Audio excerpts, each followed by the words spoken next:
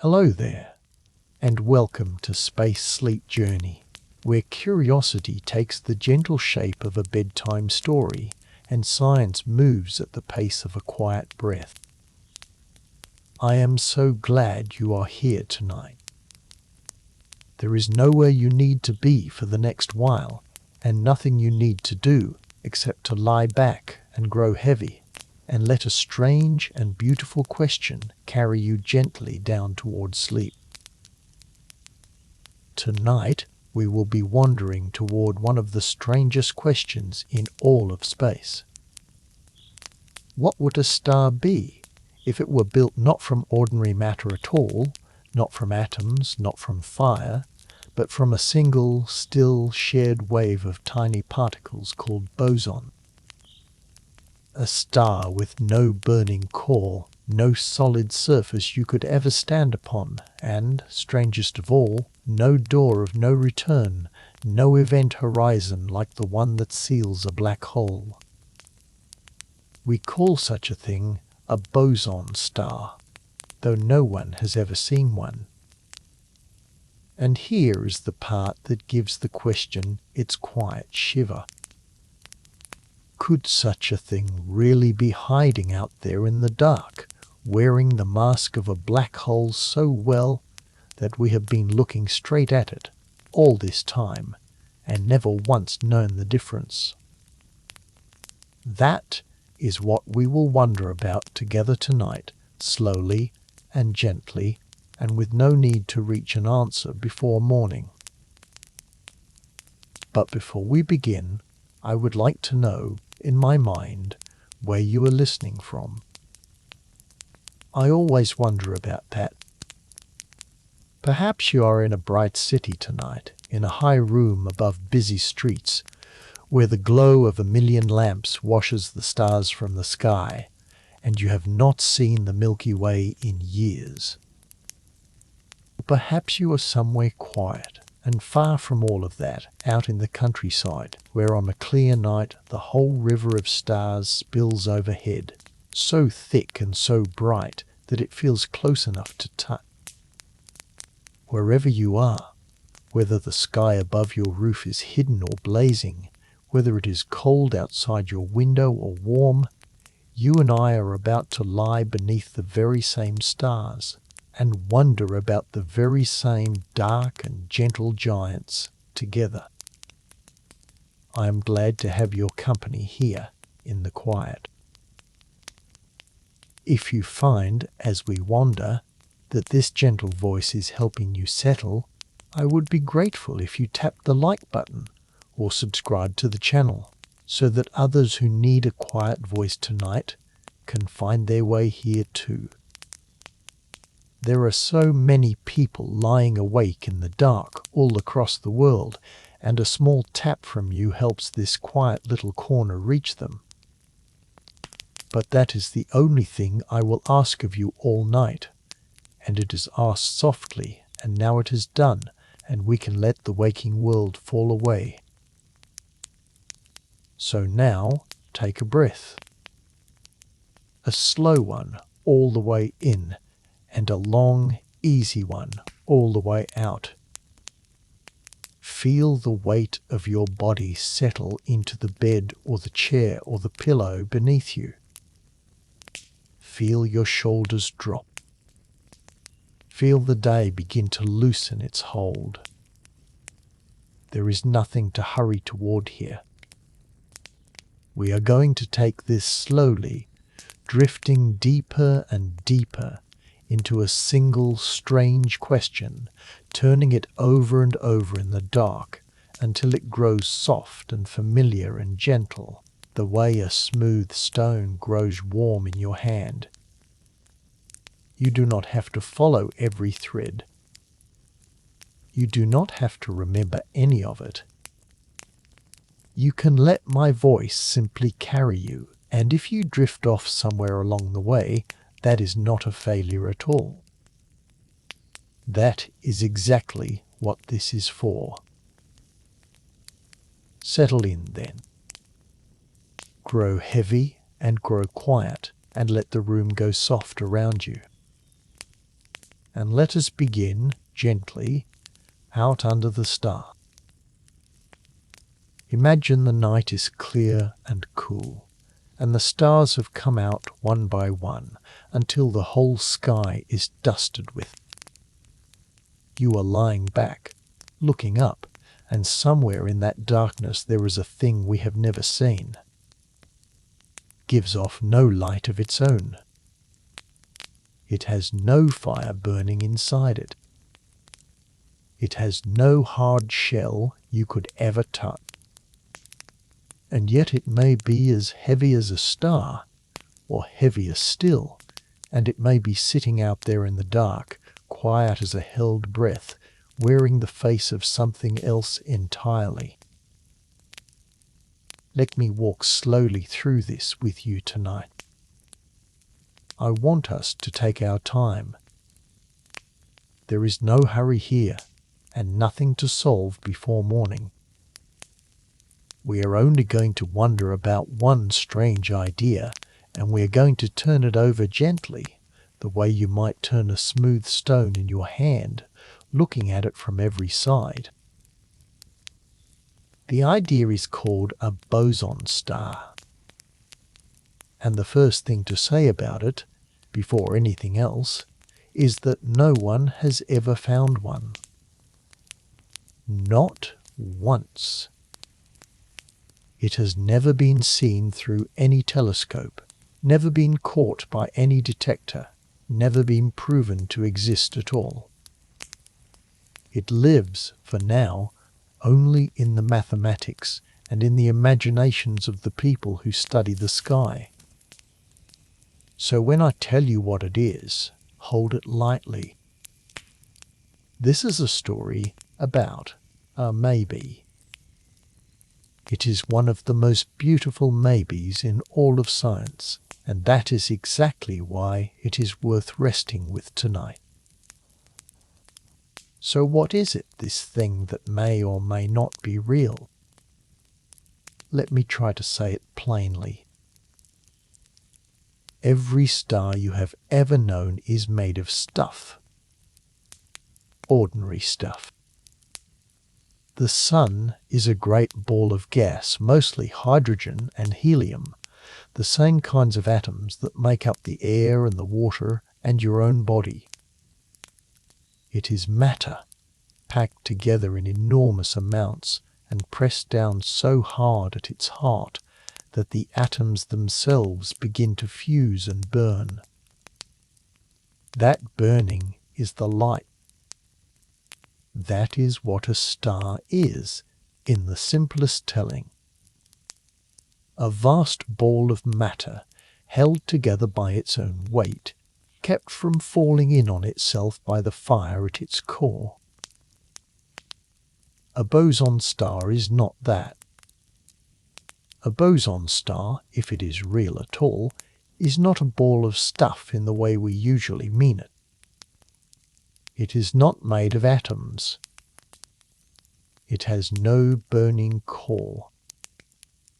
Gives off no light of its own. And here is the part that is hardest to picture, and the part I want us to sit with for a while.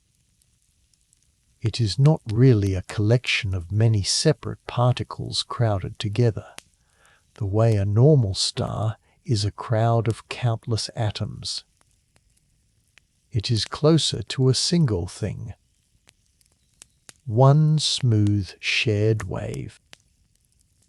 One quiet standing ripple in a field that fills all of space, drawn together and held in a knot by its own gravity. I know that is strange.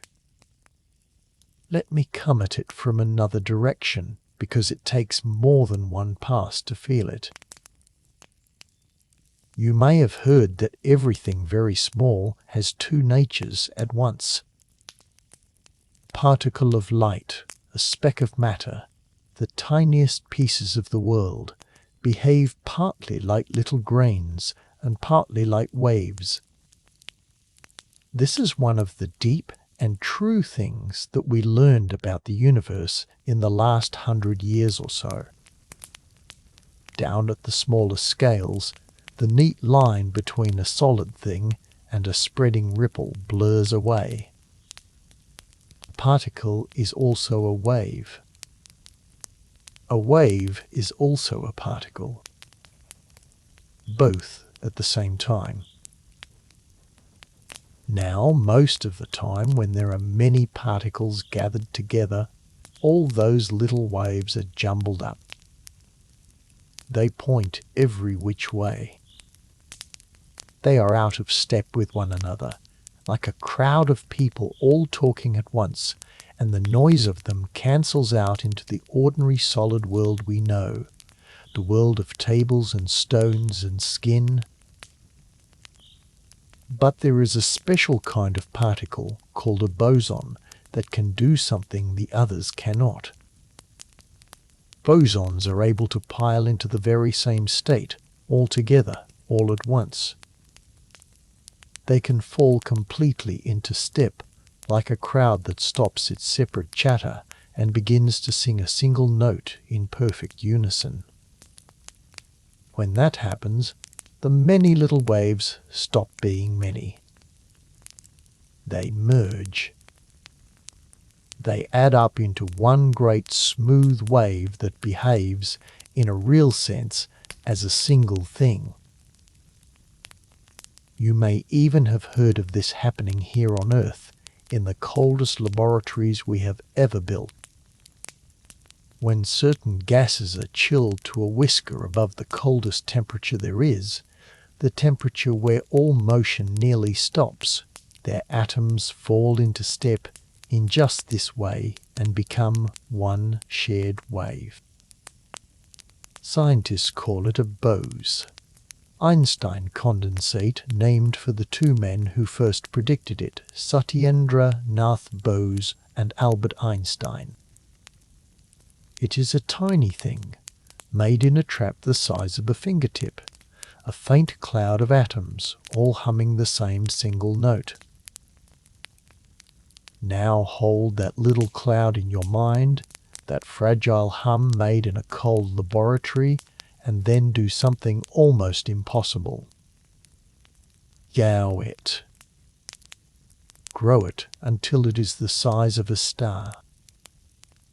Grow it until it weighs as much as the sun, or as much as 1,000,000 suns. That, more or less, is the picture of the boson star. Not a crowd of separate pieces, but one enormous shared wave, spread out across a great sphere of space, held together in a single quiet knot by the pull of its own gravity. Let that settle for a moment. A star with no fire. A star with no surface. Not a ball of matter at all, but one smooth, still wave the size of a sun, drawn together into a soft and glowing sphere of pure field. There is nothing to land on. There is nothing to burn your hand. If you could somehow travel to the place where one hung in the dark, you would not find a shore or a crust or a wall. You would find only that the field grew thicker and thicker toward the center, densest at the heart, and thinning away smoothly at the edges. No sharp line anywhere to say, here is where the star begins and here is where it ends. I find that hard to hold in my mind, and I have thought about it a great deal. A star is supposed to be a thing. Place. A great bright object you could point at. But this kind of star, if it exists, is more like a note held forever. A steady tone in the fabric of space, singing to itself in the dark, going neither up nor down, just holding, holding, holding. And now we come to the word that matters most in this whole story. Horizon. Or rather, the lack of one. You have surely heard of black holes. A black hole is a place where matter has fallen in on itself so completely that its gravity has become overwhelming, so strong that nothing can escape it, not even light. Around every black hole there is a kind of invisible edge, a line in space called the event horizon. It is not a wall. It is not made of anything. It is simply the boundary past which there is no return. Cross it, and you can never come back, and no signal you send can ever climb back out to reach the rest of the universe. The event horizon is the door that only opens one way. It is the surface of no return. It is, in a sense, the very definition of what a black hole is. A boson star has no such door.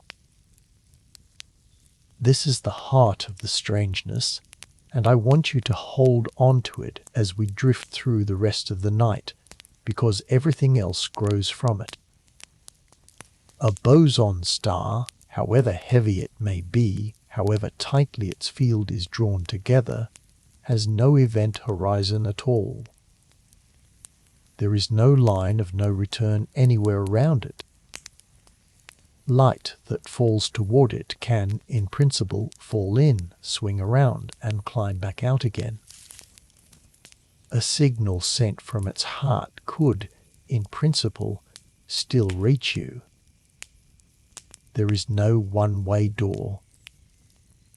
There is no place where the universe simply ends.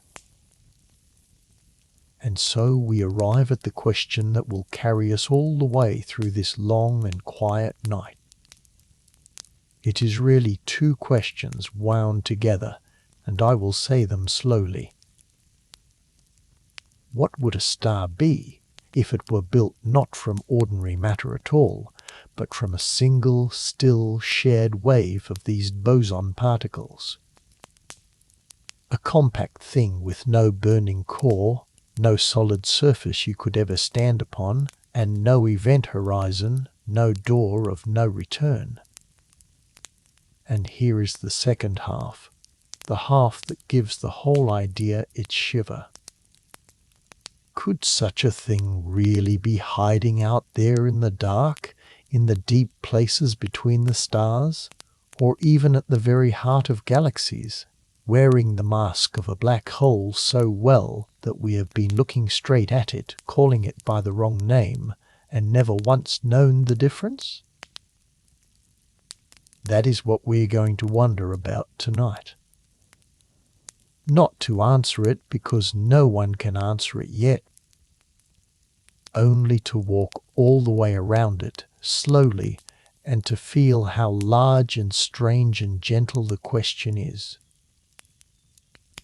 Let me stay a little longer on what this thing is, because the more ways we say it, the more real it becomes in the mind, and the easier it is to rest with.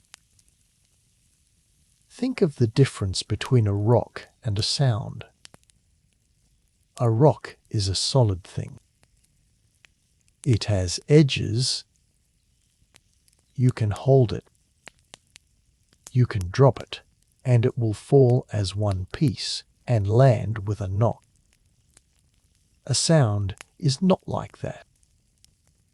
A sound is a pattern, a shape made of movement, a wave passing through the air. You cannot hold a sound in your hand. And yet a sound is real. It can be strong or soft. It can shatter a glass, can fill a whole room, carries energy, and energy, we have learned, is a kind of weight. A boson star is far more like the sound than like the rock.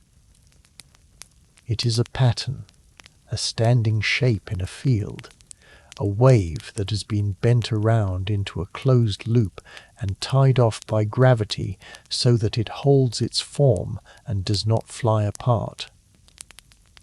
It is real, and it has weight, and it can pull on the things around it. But it is not a rock.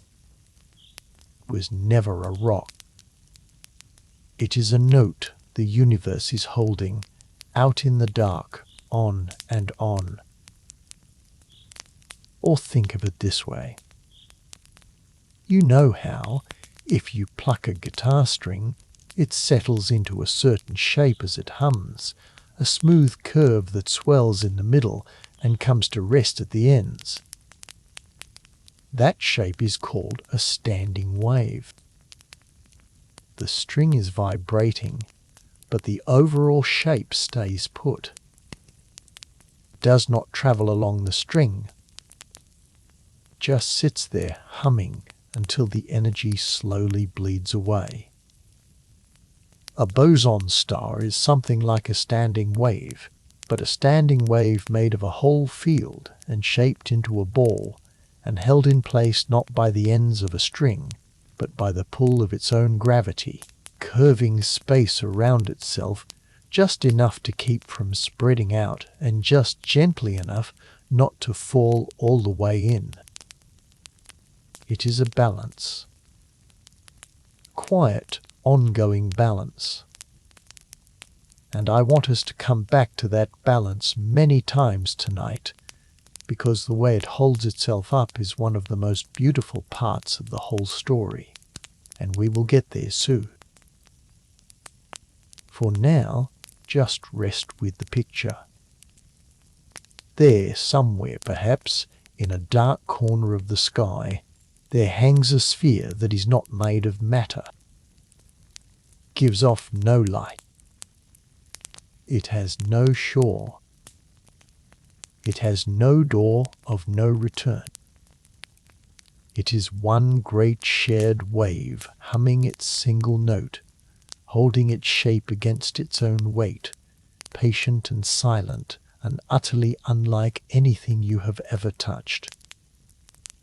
We have never seen one. We are not even sure they are there. But the mathematics says they could be. And if they are, then some of the things we point to in the sky and name so confidently might not be what we think they are at all. Take a slow breath and let us go a little deeper. So let us ask the next gentle question. If a boson star has no fire and no hard core, then what holds it up? What keeps it from simply falling in on itself, collapsing under its own weight into a single point, into a black hole after all? This is a fair question, and it goes to the very center of the mystery. So let me build up to the answer slowly, one star at a time. Every object in the sky that has weight is fighting a quiet, endless war with gravity. Gravity is patient. Gravity never rests.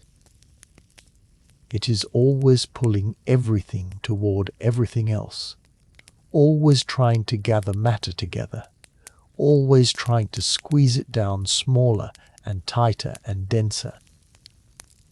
And so every star, every planet, every solid thing in space must have some way to push back, some outward strength to balance that inward pull. If it did not, gravity would win, and the object would collapse. In our own sun, and in every ordinary star, the thing that pushes back is heat. Deep in the core, the pressure and the temperature climb so high that the hydrogen begins to fuse, and that fusion pours out a river of energy, and that energy pushes outward against the crush of gravity. The star is a balance between the inward pull of its own weight and the outward push of its own fire. As long as the fire burns, the balance holds, and the star shines steadily for billions of years. When the fuel runs low, the fire falters, and the old war with gravity begins again in earnest. What happens then depends on how heavy the star is. For a star like our Sun, the ending is quiet. It sheds its outer layers and leaves behind a small, dense ember called a white dwarf. A white dwarf has no fire left. It is not burning anything, and yet it does not collapse. What holds it up now is something far stranger than heat. It is a rule of the very small. You see, the tiny particles that make up matter, the electrons in particular, follow a curious law. No two of them are allowed to crowd into exactly the same state at the same place in the same way. They refuse. They will not be stacked one on top of another into the same tiny box. And when gravity tries to squeeze them together anyway, they push back hard simply because they are forbidden to occupy the same room. This pushing back is not heat. It has nothing to do with temperature. It would still be there even at the coldest imaginable chill. It is a pressure that comes purely from the rules of the quantum world, from the way the smallest things insist on keeping their own space. We call it degeneracy pressure. And in a white dwarf, that quiet refusal of the electrons is the only thing standing between the star and total collapse. Now push harder still. Take a star much heavier than the Sun and let it die. When its fuel is gone, gravity crushes it far more fiercely, so fiercely that even the electrons cannot hold. They are driven down into the atomic cores, into the very protons, and matter is remade into something new. What is left is a neutron star, a ball of almost pure neutrons, so dense that a single spoonful of it would weigh as much as a mountain. And what holds a neutron star up? The same kind of rule, now carried by the neutrons instead of the electrons. Again, it is that stubborn refusal of the smallest things to be pinned together in the same place, that quantum pressure that has nothing to do with it. The neutrons crowd as close as the rules allow, and then they push back, and for most neutron stars that push is just enough to win the war with gravity and hold the star steady. So there is a kind of ladder. An ordinary star is held up by fire. A white dwarf is held up by the refusal of its electrons. A neutron star is held up by the refusal of its neutrons. Each rung of the ladder is a different way of pushing back against the endless inward pull. A boson star stands on none of these rungs. It has no fire, so heat cannot hold it. And its particles, the bosons, do not follow that rule of refusal at all. Remember, bosons are the friendly kind. They are the particles that are happy to pile into the very same state, all together, all in step. They do not refuse to share a room. They love to share a room. They will gladly all crowd into the very same quantum state, which is exactly why they can merge into a single shared wave in the first place. So the pressure that saves a white dwarf, the pressure that saves a neutron star, is simply not available here. The bosons will not push back that way. They have no objection to being close. And so we are left with a puzzle. If the fire cannot hold it, and the stubborn refusal of the particles cannot hold it, then what on earth keeps a boson star from collapsing all the way down into a black hole? What is the outward strength that balances the inward weight?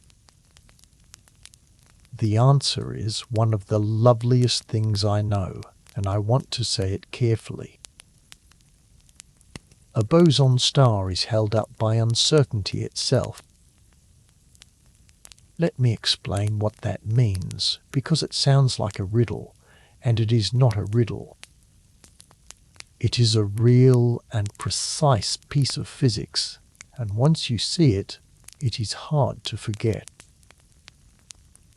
There is a rule at the heart of the quantum world, first written down by the physicist Werner Heisenberg, and it is called the uncertainty principle. In plain words, it says this: you can never pin a tiny particle down to one exact spot and, at the very same time, know exactly how it is moving. Two things trade against each other. The more tightly you try to fix where a particle is, the wilder and more uncertain its motion becomes. Squeeze it into a smaller and smaller box, and it will jitter and push against the walls harder and harder, more and more furiously, precisely because you are trying to pin it down. Nature simply will not allow anything to be both perfectly still and perfectly placed. There is always a fuzziness, and the fuzziness fights back when you crowd it. Now bring that rule to our star. Gravity is trying to squeeze the whole shared wave of the boson star down into a smaller and smaller ball. The smaller the ball becomes, the more tightly the wave is being pinned into one place. And the more tightly it is pinned, the more furiously that quantum fuzziness resists, the harder the wave pushes back against being confined. There comes a point where the outward push of that resistance exactly balances the inward pull of gravity. And there the star settles. Not collapsing, not flying apart, but resting in a perfect standoff between its own weight and its own refusal to be pinned to a point. That is what holds a boson star. Not fire, not the crowding of stubborn particles, but the plain fact that the universe will not let anything be squeezed to an exact, motionless point. A boson star is a star propped open by pure quantum fuzziness. It is a knot of wave that refuses to be pinned down, and its refusal is the only wall between it and the abyss.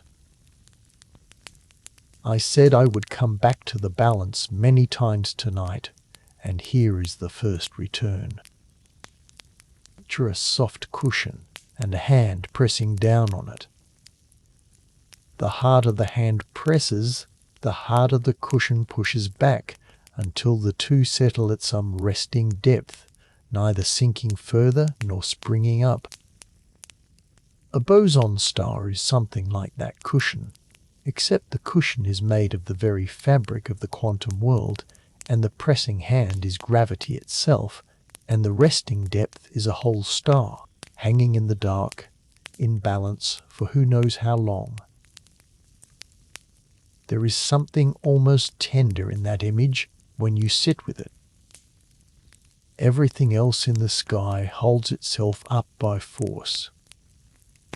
Fire, crushing pressure, brute strength against brute strength.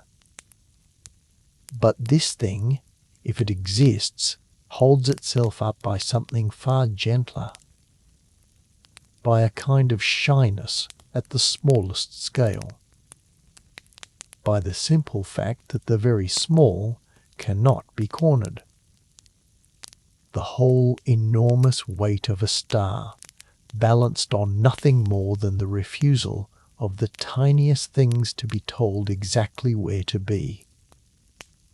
It is a star built on a whisper, a star that stays whole only because the universe, at its foundations, is a little bit blurry and will not be made sharp.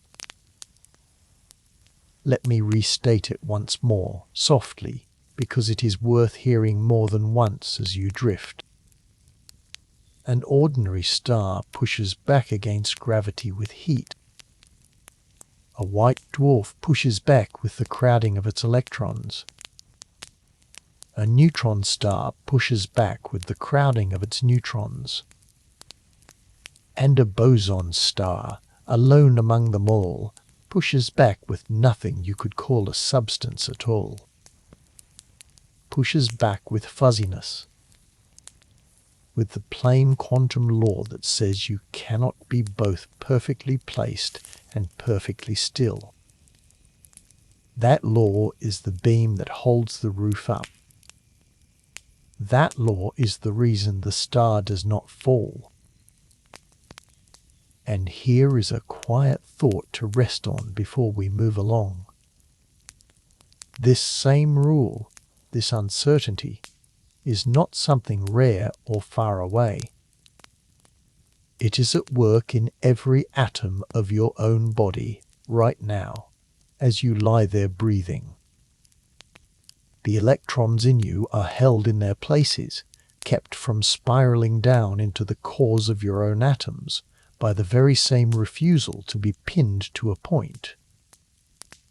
In a sense, you are held up by the same gentle law that would hold up a boson star. The difference is only one of scale. In you, it keeps the atoms of your hand from collapsing. In a boson star, if there is such a thing, it keeps a whole sun's worth of field from falling into a black hole. The same soft rule, written very small in you and written across a whole star out there in the dark. Take another slow breath. We know now what the thing might be and what might hold it up. Next, let us wander back in time to the people who first dreamed it and the strange equations where it was born. Every strange idea has a beginning, a moment when someone first wrote it down and asked whether it could be true. The idea of a boson star has such a beginning, and it is not so very long ago, well within the span of a single human life. I find that comforting somehow. These are not ancient legends. They are recent thoughts, still warm, still being turned over by living people. The story begins in the late 1960s. To understand what those early scientists were doing, we have to remember two great pillars of physics that stood, at the time, a little apart from each other, each magnificent, neither quite speaking to the other. The first pillar is Albert Einstein's picture of gravity, which he gave the world in the early part of the 20th century. In this picture, gravity is not really a force pulling across empty space, the way we usually imagine it. It is something stranger and more beautiful. It is the bending of space and time themselves. A heavy object, in this view, curves the space around it, the way a heavy ball would sag a stretched sheet, and everything else that moves nearby simply follows the curve. The sun does not reach out and grab the earth. The sun bends the space around it, and the earth rolls along that curve, around and around. This picture is called general relativity, and it has passed every test we have ever set for it, again and again, for more than 100 years. The second pillar is the physics of the very small, the quantum world we have been speaking of all night. Particles are also waves, and the smallest things are described not by their exact positions, but by spread out ripples of possibility. One of the central equations of this world describes how a certain kind of quantum wave behaves and spreads and vibrates through space. It carries the names of the two physicists who shaped it, and it is called the Klein-Gordon equation. You do not need to know its details. You need only know what it is for. It is the rule that tells a particular kind of quantum field how to ripple. It is the sheet music for a certain kind of cosmic wave. Now, for a long time, these two pillars stood side by side without touching. General relativity described the great and the heavy, the planets and the stars and the shape of space itself. The quantum equations described the small and the light, the particles and their ripples. And someone, sooner or later, was bound to ask the obvious and wonderful question: what happens if you join them? What happens if you take a quantum wave, a spread-out ripple of field, and let it feel its own gravity, let it bend the space around itself, and then ask whether it could hold together into a lasting shape? The first person to work this all the way through was a physicist named David Kaup. In the year 1968, he wrote a paper with a curious and lovely title. He called it the Klein-Gordon geon. A geon, an older idea, was the dream of a lump of pure field held together by its own gravity, a bundle of energy with no ordinary matter in it at all, tied into a knot by the very space it curved. Kaup took that dream and made it precise. He took Einstein's equations for gravity and joined them to the Klein-Gordon equation for a quantum wave, and he asked the machine of mathematics whether the two together allowed a lasting, standing solution. A ball of quantum field, bending space around itself, and held up, as we now know, by that very uncertainty we spoke of. And the mathematics answered yes. There could be such a thing.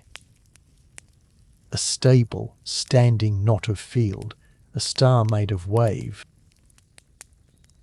Close behind him, in the very next year, 1969, two more physicists arrived at much the same country by their own road. Their names were Remo Ruffini and Silvano Bonazola. They set out the broader framework for how a great crowd of these bosons, all fallen into the same shared quantum state, would behave under their own gravity, and how you might think of the whole thing as a kind of large quantum object, a piece of the quantum world grown to the size of a star. Between Kaup on the one hand, and Ruffini and Bonazola on the other, the foundations were laid. The joined equations even have a joined name now. People call them the Einstein-Klein-Gordon equations, Einstein for the gravity, Klein and Gordon for the wave. two pillars, at last, leaning together, and a new possible object standing in the space between them. I want you to notice something about this. These first boson stars, the ones Kaup and Ruffini and Bonazola found, were built from the simplest possible ingredients. They imagined a field whose particles did not push or pull on one another at all, apart from through gravity. The particles were, in a sense, indifferent to each other. Each one felt only the shared gravity of the whole and nothing else. Because these versions leave out any direct give and take between the particles, we now call them mini boson stars. The word mini is not an accident, and it points ahead to one of the most surprising numbers in this whole story, a number we will reach very soon. For now, just hold the name. Mini boson stars. Plainest, oldest, simplest kind. The first ones ever dreamed. There is something I love about the fact that this all began on paper, in the quiet of studies and chalkboards decades ago, with no observation to prompt it. No one had seen a strange object in the sky and gone looking for an explanation. It was the other way around. The mathematics offered a possibility, freely, unasked, and only much later would anyone begin to wonder whether the sky might actually contain such things. The idea came first, patient and complete, and then went to sleep and waited. It waited, as it happens, for the tools that could one day test it, tools that would not be built for another 50 years. We will come to those in their turn. Now let me take you to the number I promised, because it is the strangest and most beautiful law in the whole idea, and it turns everything upside down. When Kaup worked through his equations, he found that a simple boson star cannot be just any size. There is a ceiling. There is a heaviest a boson star of this simple kind can ever be, before it can no longer hold itself up, before gravity finally wins and it collapses. This heaviest possible mass is called the Kaup limit, after the man himself. And what sets that ceiling is a single quantity. It is the mass of the individual boson particle out of which the whole star is made. Here is where you may want to slow your breathing and listen closely, because the relationship is the opposite of what you would ever guess. You might think that heavier particles would make heavier stars. That seems only natural.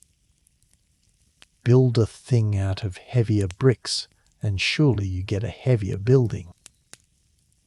But it is exactly backward. In a boson star, the lighter the particle, the heavier the star it can make.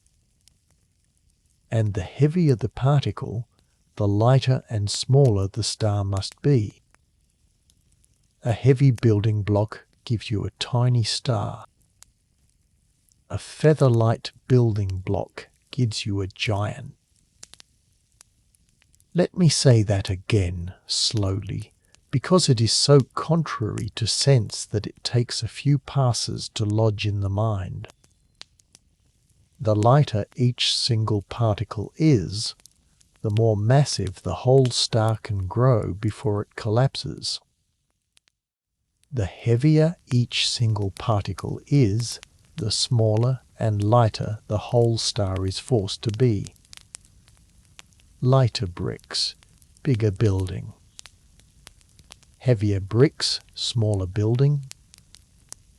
It is upside down, and it is real, and it falls right out of the mathematics that Kulp wrote down. Why should that be? You can feel the shape of the reason, even without the equations, if you go back to the uncertainty we spoke of. Remember, the star is held up by the refusal of its wave to be pinned into too small a space. Now, a lighter particle has a longer, lazier, more spread out wave. It refuses to be confined even more readily than a heavy one. Wants to fill more room. So a star made of very light particles is propped open more strongly by that refusal, and it can gather far more mass before gravity can finally overcome the fuzziness and force it to collapse. A heavier particle, by contrast, has a shorter, tighter wave. It is easier to confine. Its refusal is weaker. So a star made of heavy particles gives way sooner and can only ever be small. Lighter means more spread out, more stubborn, harder to crush, and therefore able to hold up a heavier star. It is strange, but it is not magic. It follows, gently and exactly, from the very thing that holds the star up in the first place. I want to give you the shape of the actual rule in the plainest words I can, because the way the pieces fit is part of the wonder. The greatest mass a simple boson star can reach depends on two numbers. One of them is a special quantity called the Planck mass, which you can think of, roughly, as nature's own built-in unit of mass, a fundamental scale woven into the laws of gravity and the quantum world together. The other is the mass of the single boson particle. And the rule says, in effect, that the biggest the star can be is set by the Planck mass multiplied by itself and then divided by the mass of the particle. There is even a small number out front, a little more than 6/10, that the mathematics pins down precisely. But the shape is the thing to carry with you. Divide by the particle mass. And when you divide by something, the smaller that something is, the bigger the answer grows. So a smaller particle mass sitting there in the bottom of the division makes a larger star. There it is again, the upside-down law hiding in a single act of division. The lighter the particle, the heavier the star. Hold that law gently as you rest, because in a little while we are going to feed real numbers into it, and when we do, it will carry us from the smallest imaginable star, lighter than a mountain, all the way up to a star heavier than 1,000,000 suns, and it will do it with nothing more than the plain arithmetic of dividing by smaller and smaller things.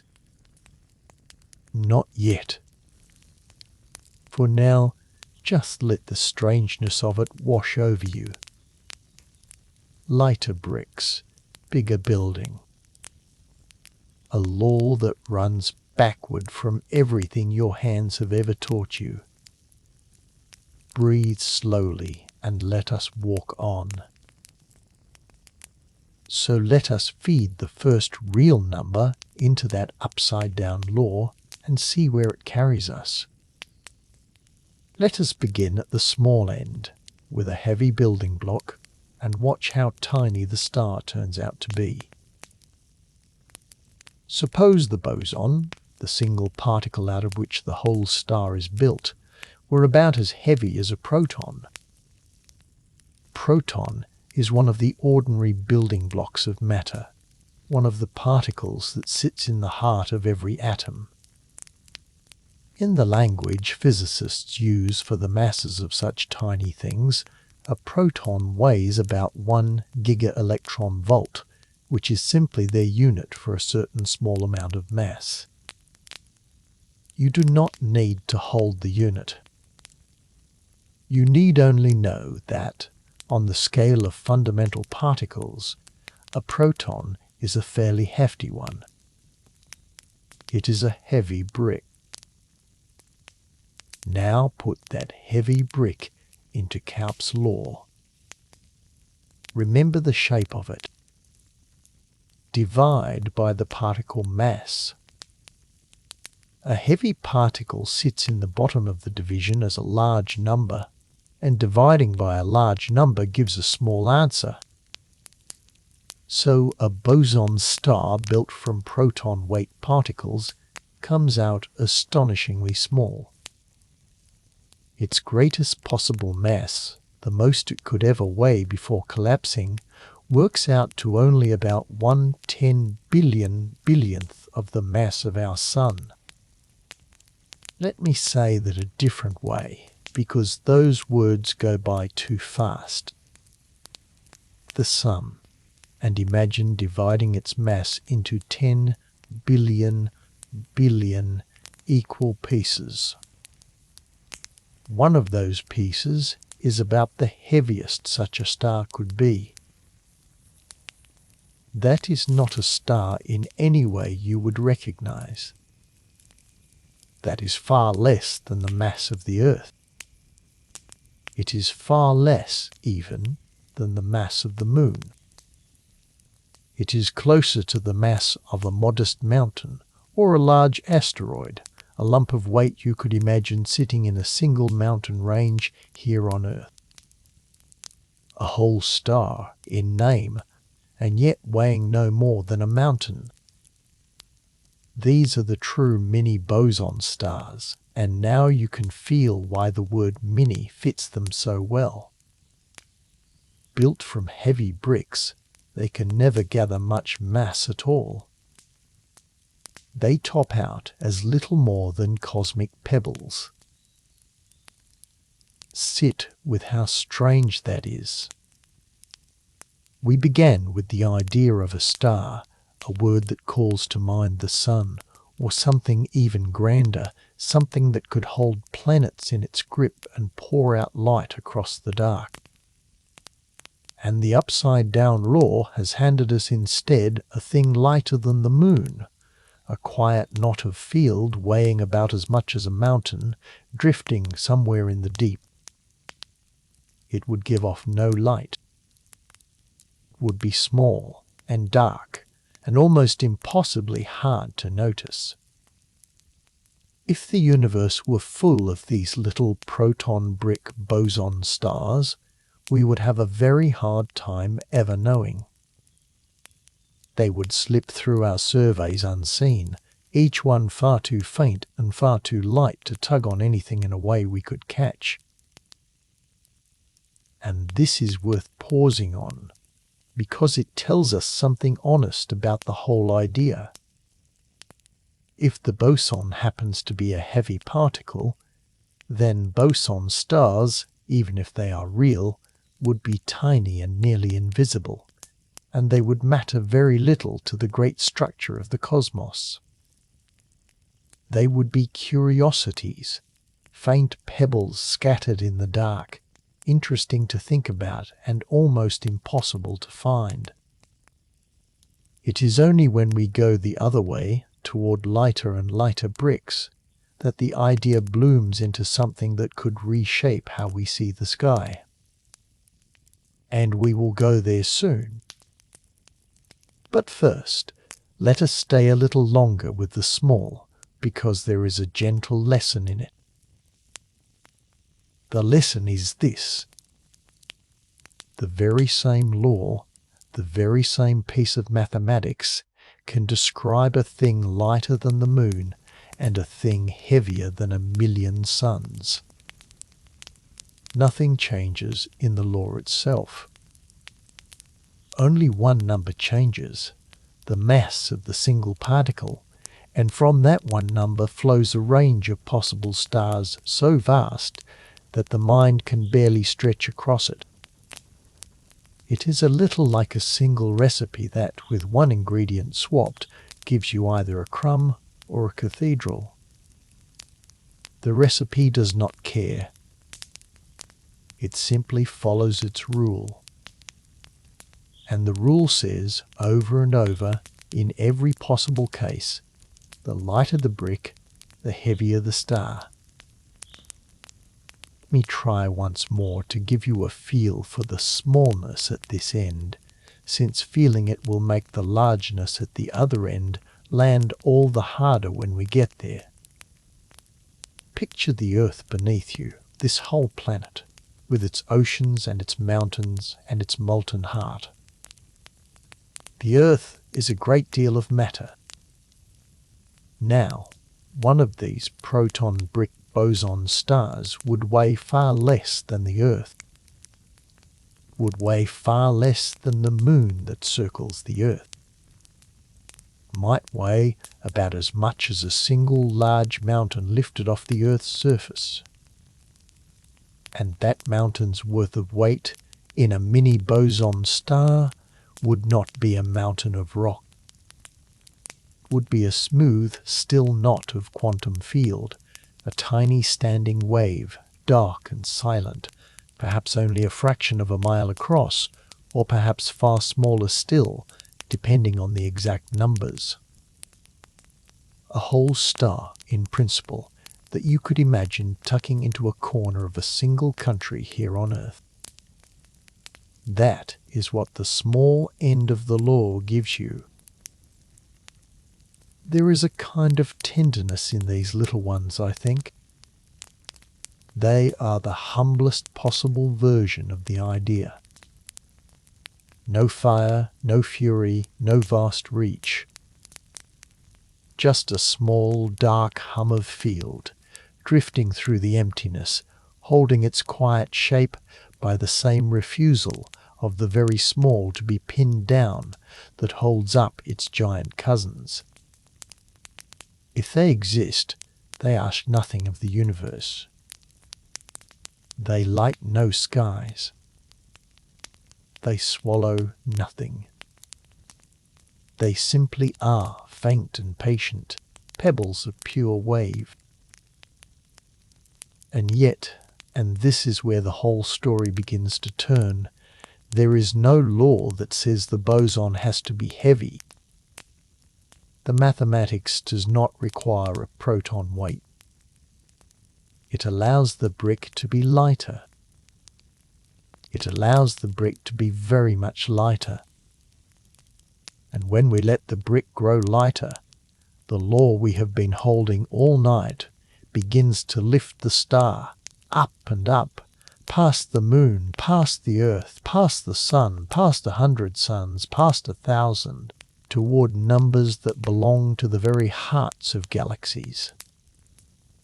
The same recipe, the same single act of division, only the one number changing, sliding down toward almost nothing, and the star swelling in answer toward almost everything. So take a slow breath here, at the small end of things, and hold the mountain-weight pebble in your mind for one more moment.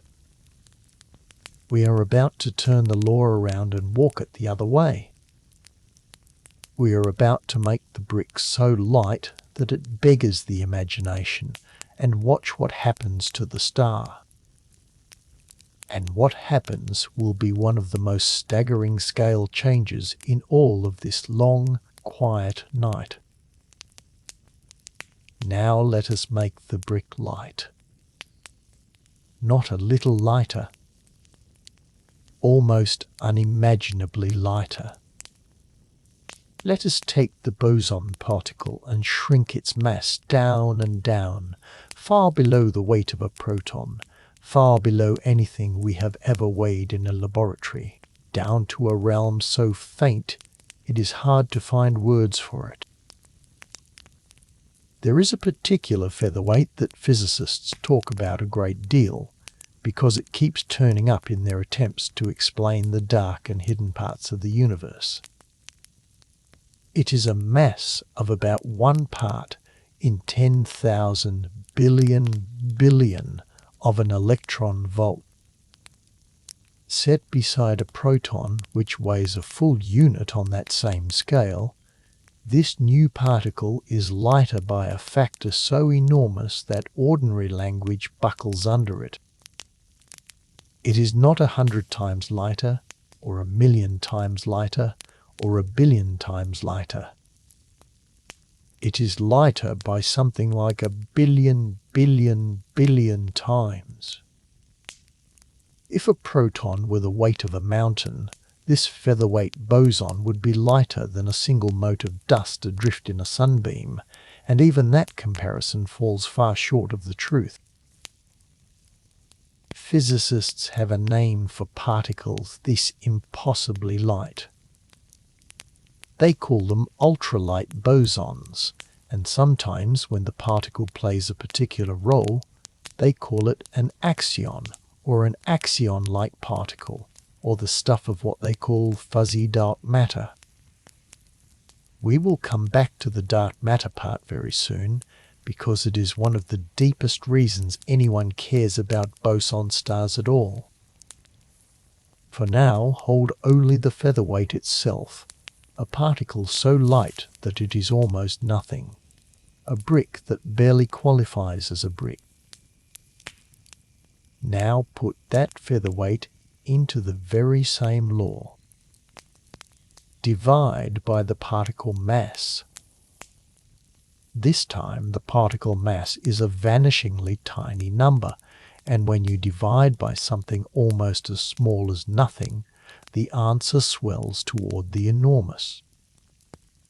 So the greatest possible mass of a boson star built from these featherweight particles is not a mountain, and not a moon, and not a sun. It is millions of suns. Let me say that slowly and let it land. Change one number. The brick from the weight of a proton down to this ultralight whisper, and the star that the law allows leaps from the mass of a mountain all the way up to the mass of millions of suns. From a dark pebble lighter than the moon to a titan heavier than a small galaxy's worth of stars gathered into one place. The same recipe.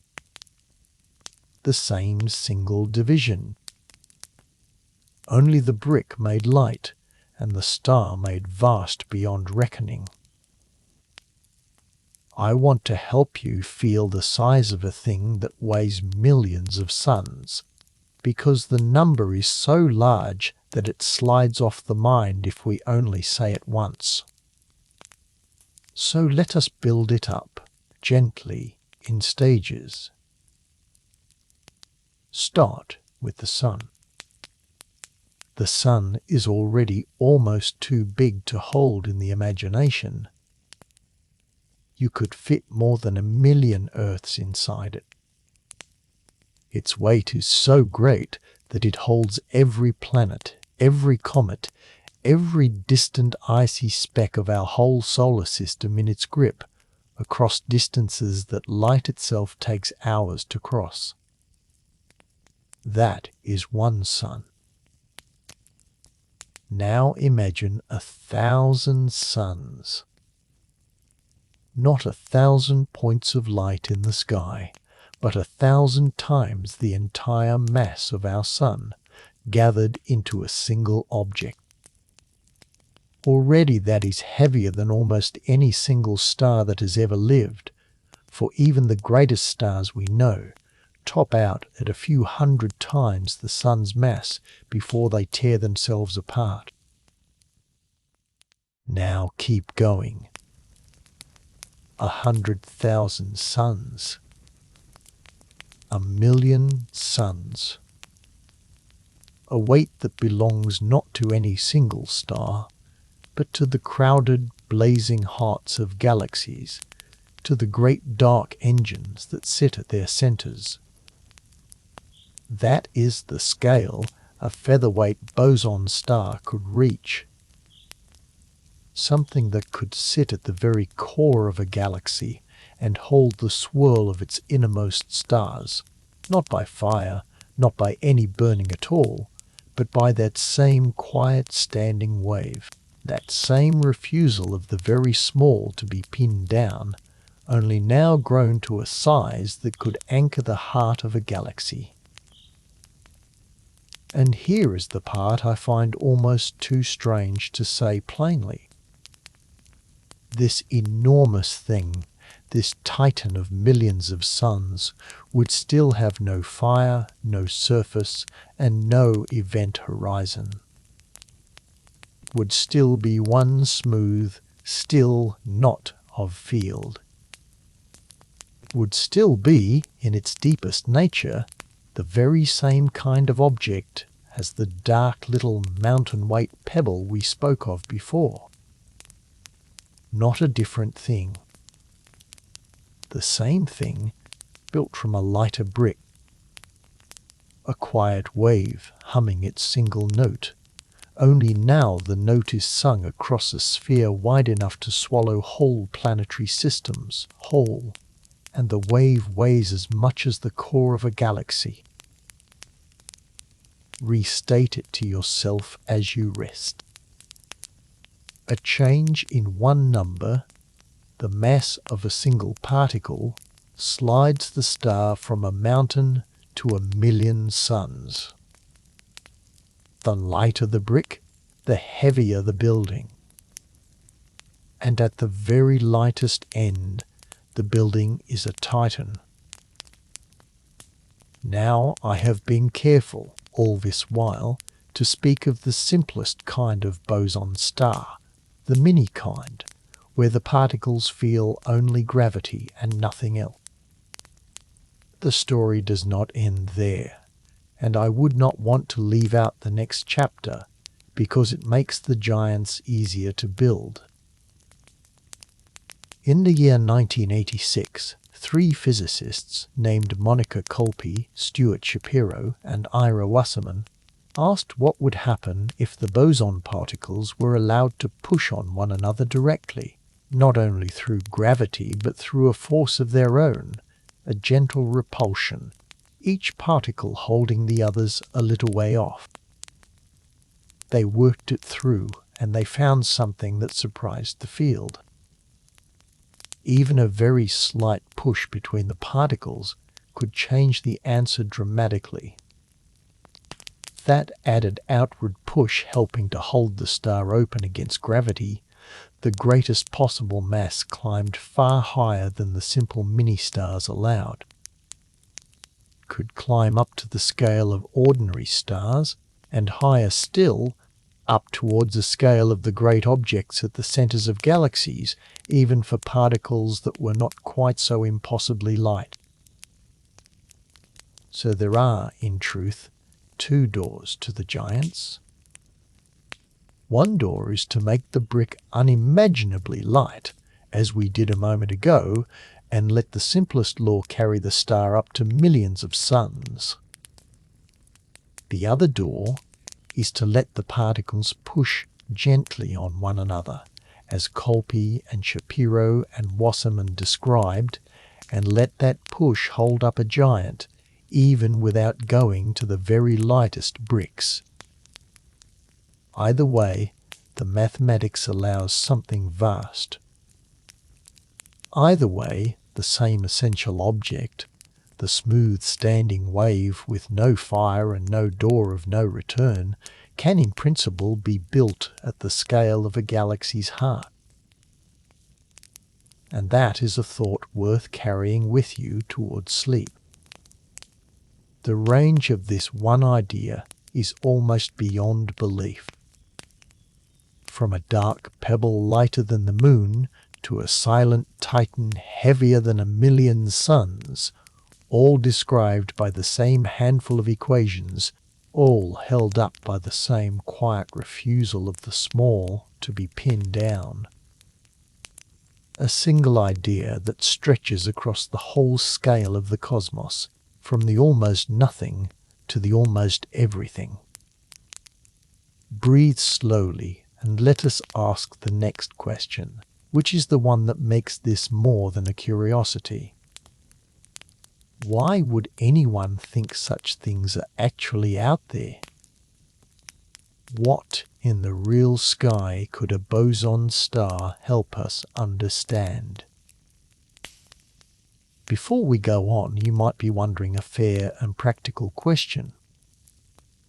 Even if the mathematics allows such a thing, how would a boson star ever come to be in the first place? A ball of gas can collapse into an ordinary star because gas cools and clumps and falls together. But a smooth wave of featherweight field, gathered into a knot the size of a sun, how does the universe ever build one of those? Let me stay with that for a while, gently, because the answer touches on some of the deepest and youngest moments of the cosmos. One idea is that they could have formed very early, in the first fraction of a second after the beginning of everything, when the whole universe was a hot, dense, roiling sea of fields. If a field of these bosons existed then, small patches of it could have gathered under their own gravity, here and there, wherever the field happened to pool a little thicker than its surroundings, and settled into standing waves that have held their shape ever since. In that picture, boson stars would be ancient, older than the first ordinary stars, quiet relics left over from the birth of the universe, drifting through the dark ever since, as some of the oldest structures there are. Another idea is gentler and more ongoing. If dark matter is made of these featherweight bosons, filling the great halos that cradle every galaxy, then in the crowded centers of those halos the field could slowly gather and cool and condense, over long ages settling into a dense core at the very heart of the galaxy, a soft knot of field growing quietly at the center of the swirl. Scientists sometimes describe the way this could happen as a kind of gravitational cooling, the field shedding its excess motion little by little, like a restless thing slowly calming, until what is left is a smooth, still, settled core. In that picture, a boson star is not a rare ancient relic, but something a galaxy could grow, patiently, at its own center, out of the dark sea all around it. And then there is the question of whether such a thing, once formed, would even last. It is one matter to build a standing wave. It is another for that wave to be stable, to hold its shape against every small nudge and ripple, rather than slowly falling apart or collapsing. This is something the scientists who study these objects have worked on very hard, running the equations forward in time on their computers to see what happens. And what they have found is that there is a whole family of possible boson stars, and that some of them are stable and some are not. The lighter, more spread out ones, below a certain mass, tend to be stable, able to hold their shape and sit quietly for enormous spans of time, gently returning to their resting form if something disturbs them. The ones pushed too close to their maximum mass, the very densest, tend to be unstable, and if nudged they can either scatter apart or collapse the rest of the way into a black hole after all. So there is a safe range, a band of masses where a boson star can truly last, and it is those long-lived ones that could still be out there today, having held their single note since long ago. There is more variety still, and I mention it only softly, as one more marvel to drift past. The simplest boson stars just sit there, perfectly still, holding their shape without changing. There are cousins that gently pulse, their fields swelling and shrinking a little in a slow rhythm, breathing almost, and these breathing ones have their own name among the scientists who found them. And there are rotating ones, spinning slowly, their smooth field carrying a quiet turn, taking on shapes a little flattened by the spin, sometimes even with a hole down the middle like a smoke ring of field.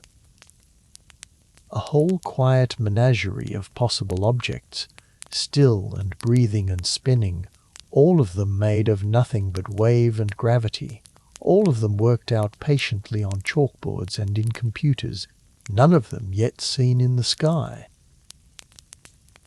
I find it strangely comforting that people have thought all of this through so carefully, for objects that may not even exist. They have asked how such a star could form, and whether it would last, and how it might breathe or spin, and what would happen if you disturbed it, all for a thing no telescope has ever found. That is the quiet patience of this kind of science. Builds the whole house of an idea, room by careful room, and furnishes it completely, and then waits, sometimes for generations, to see whether nature ever chose to build the same house out there in the dark. And whether or not it did, the house of the idea stands, complete and beautiful, a place the mind can walk through on a quiet night like this one.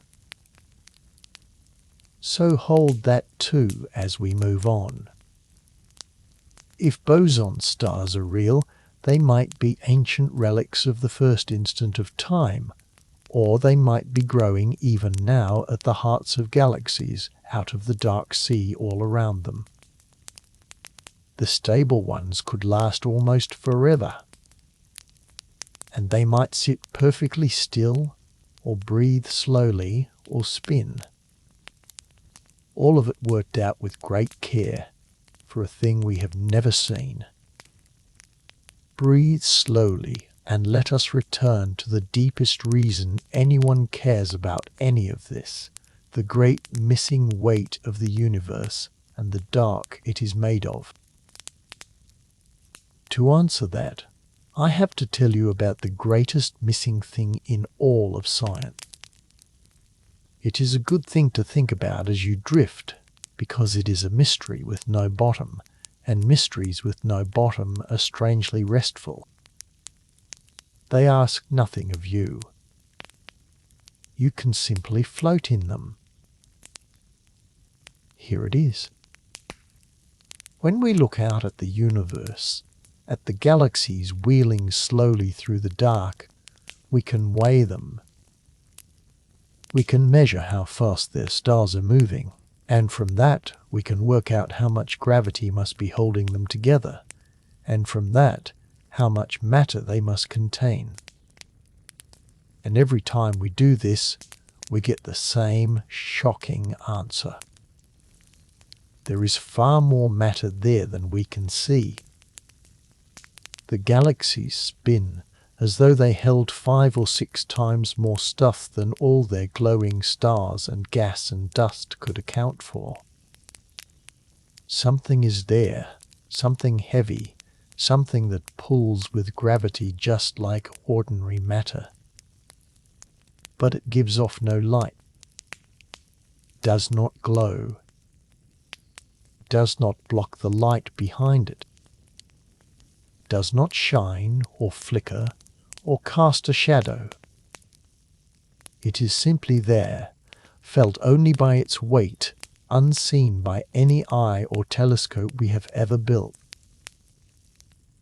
We call it dark matter. And the honest truth, the truth I want to say plainly because it is so easy to forget, is that we do not know what it is. Not really. We know it is there because we can feel its gravity in 100 different ways, in the spinning of galaxies, in the bending of light, in the very pattern of the oldest glow left over from the birth of the cosmos. But we do not know what it is made of. It is most of the matter in the universe, something like 5 parts in every 6, and it is a stranger to us. Ordinary matter that makes up you and the earth and the stars and everything you have ever seen or touched is the small minority.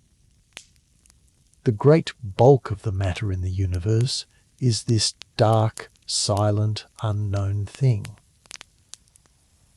Now you can perhaps feel where this is going and why the boson star suddenly matters so much. If dark matter is made of some kind of particle we have not yet found, then which particle? People have many guesses, and I want to be fair to all of them, because this is a live and open question and no one knows the answer. One old and popular family of guesses imagines heavy, sluggish particles, particles that barely interact with anything, drifting through the galaxies like a thin, invisible fog. People gave them a nickname, calling them weakly interacting massive particles.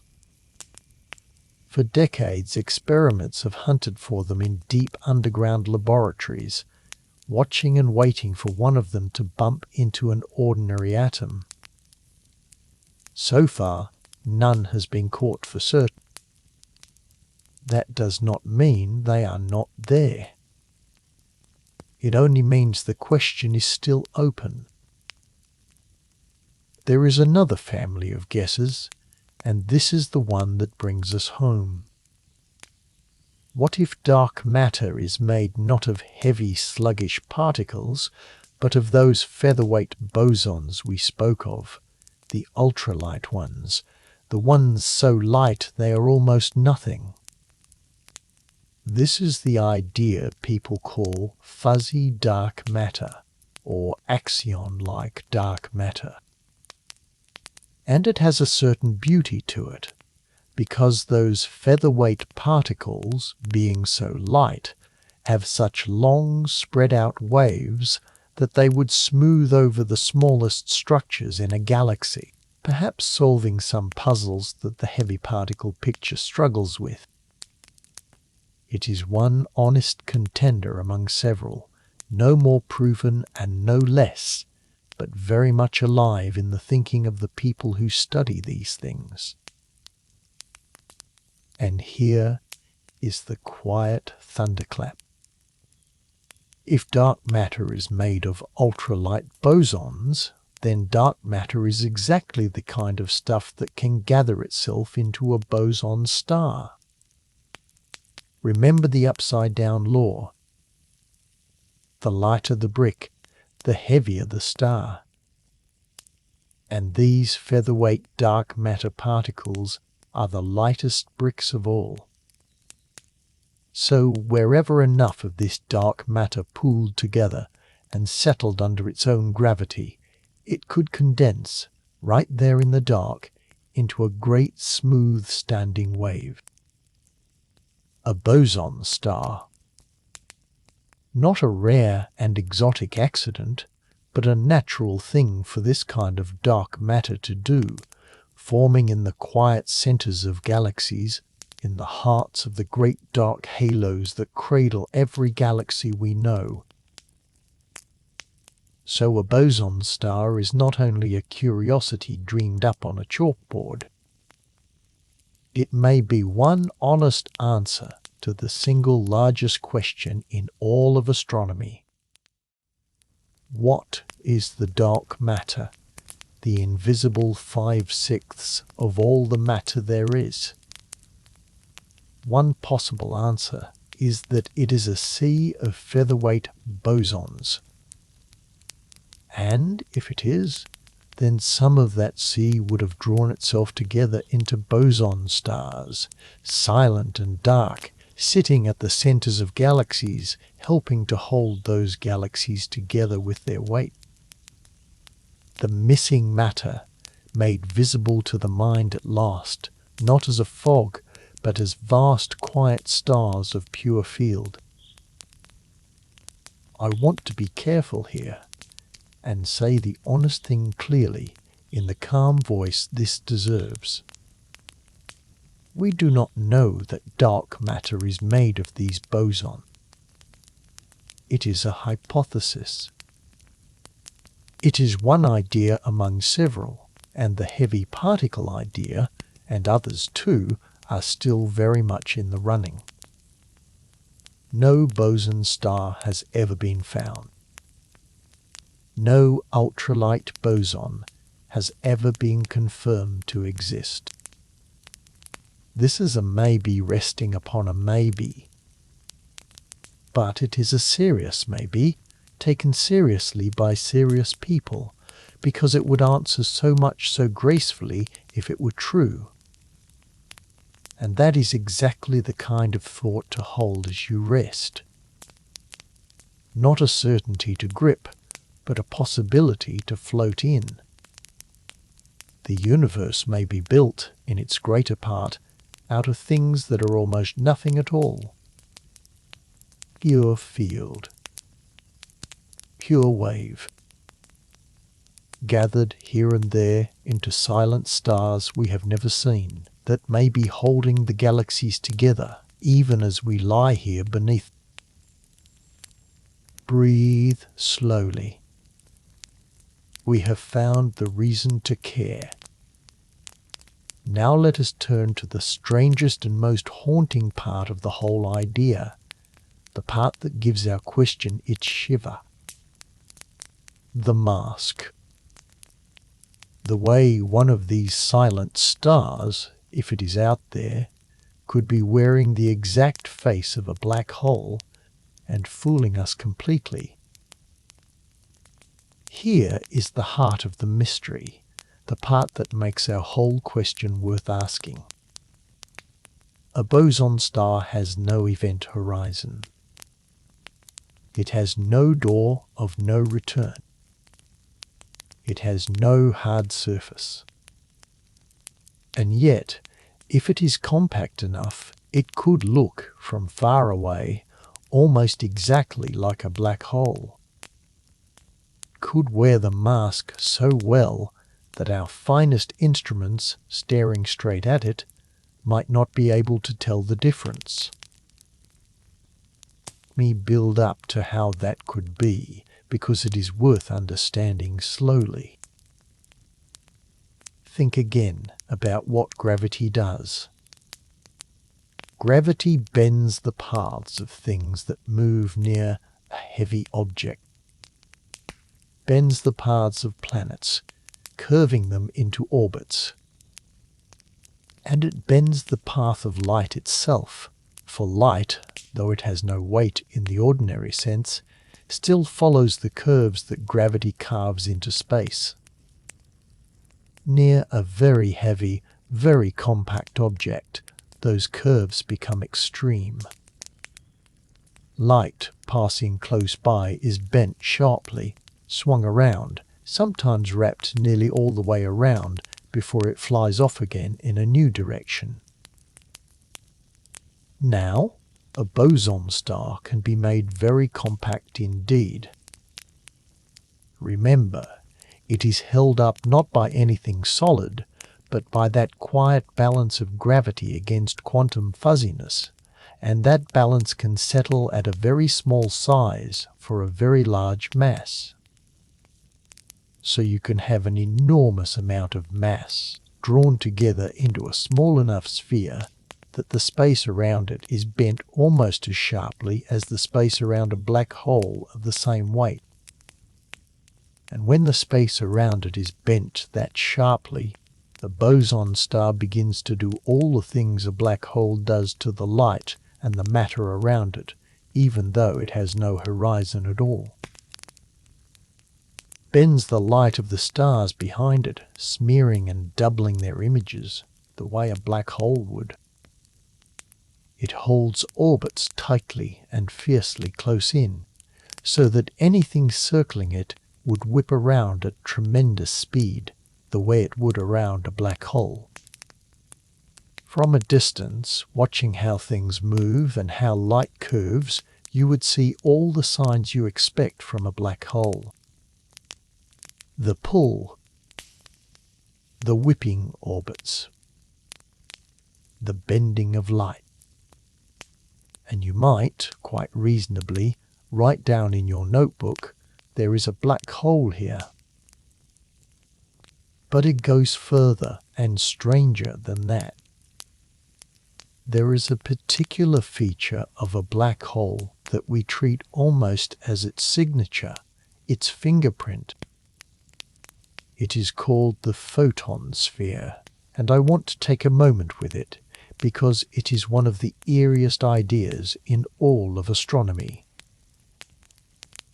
Around a black hole, at a certain distance out, there is a special shell where gravity bends the path of light so perfectly that light can travel in a circle. Think about what that means. A beam of light, at just that distance, does not fly straight off into space and does not fall in. Goes around. It orbits. It circles the black hole, around and around, trapped for a while in a ring of pure light. We call that shell the photon sphere, the sphere where light itself can orbit. And it is this ring of trapped and swirling light, glowing at the edge of the darkness, that gives a black hole its famous silhouette, the dark round shadow ringed with light that you may have seen in the great images our telescopes have made. You may remember those images. In recent years, a vast network of telescopes spread across the whole Earth, working together as one instrument the size of the planet and known together as the Event Horizon Telescope, managed to make the first real pictures of the shadows of black holes. First, the giant black hole at the center of a distant galaxy, and then the one at the center of our own. In each picture you see the same thing. A dark round patch, the shadow, ringed by a bright glowing circle of light. Bright ring is light swinging around close to the photon sphere. That dark patch is the shadow of the object within. And when those images came out, they were rightly celebrated as our first direct look at the neighborhood of a black hole. But here is the unsettling thing, and it is exactly our question in a new form. A boson star, if it is compact enough, can also have a photon sphere. 2. Can bend light so sharply at a certain distance that light circles around it. And so it too could cast a shadow, a dark round patch ringed with light that looks, in a picture, very much like the shadow of a black hole. The ring of trapped light is not proof of a horizon. It is proof only of very sharp bending of space, and a compact enough boson star can bend space just that sharply, with no horizon anywhere at all. Let that sink in slowly, in the quiet.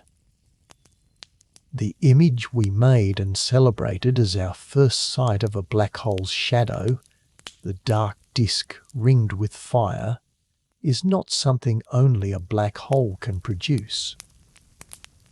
A silent star of pure field, with no door of no return, could in principle produce a shadow that looks the same. The mask is that good. The disguise reaches all the way down to the fingerprint we thought was unique. So picture it now, this masked thing, as fully as you can. Somewhere in the dark hangs an object, pulls on everything around it with the weight of a great mass. bends the light of the stars behind it. It holds nearby matter in fierce, whipping orbits. It has a ring of trapped light around it and casts a dark, round shadow at its heart. Every sign we usually read as here is a black hole is present and correct. And yet, if it is a boson star, there is no black hole there at all. There is no horizon. There is no singularity, no crushed point at the center where the laws break down. There is only a smooth standing wave of field, densest at its heart and thinning gently outward, humming its single silent note, wearing the exact face of the abyss while being, in truth, something entirely different. Something with no door. Something you could, in principle, fall toward and, in principle, still climb back out of, because there is nothing there to seal you in. This is why the little word really sits at the end of our question tonight. Because the frightening possibility, the wonderful possibility, is that we have been looking at these masked things and calling them black holes confidently for a long time, and that some of them might not be black holes at all. That here and there in the sky, and perhaps even close to home, at the very center of our own galaxy, the thing we point to and name so surely might be a great quiet knot of field instead, a boson star wearing a black hole's face, and we would not yet know the difference. But here is the hopeful part, the part that turns this from a helpless mystery into a real question we can chase. There are differences, even under the mask. There are places where the disguise, however good, is not perfect. There are ways, at least in principle, to reach out and test whether the thing in the dark has a door or not. And finding those ways, learning to listen for the one faint tell that the mask cannot hide, is the longest and most patient part of our whole story. It is where we go next, and it is where we will linger longest, because the measuring is half the wonder. Take a slow breath, and let us learn how you might catch a boson star out. So how, then, could we ever catch one of these masked stars out? If it bends light like a black hole, and holds orbits like a black hole, and even casts a shadow like a black hole, what is left? What could possibly reach past so perfect a disguise, and touch the one thing the mask cannot hide? The answer, and it is the longest and most patient part of our whole night, is that we listen. Not with our ears, and not with light at all, but with a wholly different sense, one we have only had for a few years, one that lets us feel the trembling of space itself. Let me walk you slowly through how that listening works, because it is one of the most beautiful things our species has ever learned to do, and it is where the boson star may one day be caught. Begin with the trembling itself. When two very heavy objects circle each other closely and fast, they stir the fabric of space, and that stirring spreads outward as a ripple. This is one of the strangest predictions Einstein ever made, long ago, from his picture of gravity as the bending of space and time. He said that space is not a fixed and rigid stage. It can stretch and squeeze. And when heavy things move violently, they send waves of stretching and squeezing rolling out across the universe at the speed of light. We call these ripples gravitational waves. They are not waves in anything. They are waves of space itself, of distance itself, a rhythmic stretching and shrinking of the very room the universe is made of. For 100 years, these ripples were only a prediction on paper because they are almost impossibly faint. By the time a gravitational wave from some distant catastrophe reaches the Earth, it stretches and squeezes space by an amount so tiny that it beggars belief. Over the length of a few miles, the wave changes the distance by less than the width of a single proton, less than 1,000th the width of the tiniest piece of an atom. To feel a change that small, you would need a ruler more sensitive than anything that had ever been built. And so, for 100 years, we could not feel them at all. Then we built the ruler. In fact, we built several, and I want you to picture them because they are marvels. Imagine 2 long tunnels, each a few miles in length, laid out on the ground in the shape of a great letter L meeting at a corner.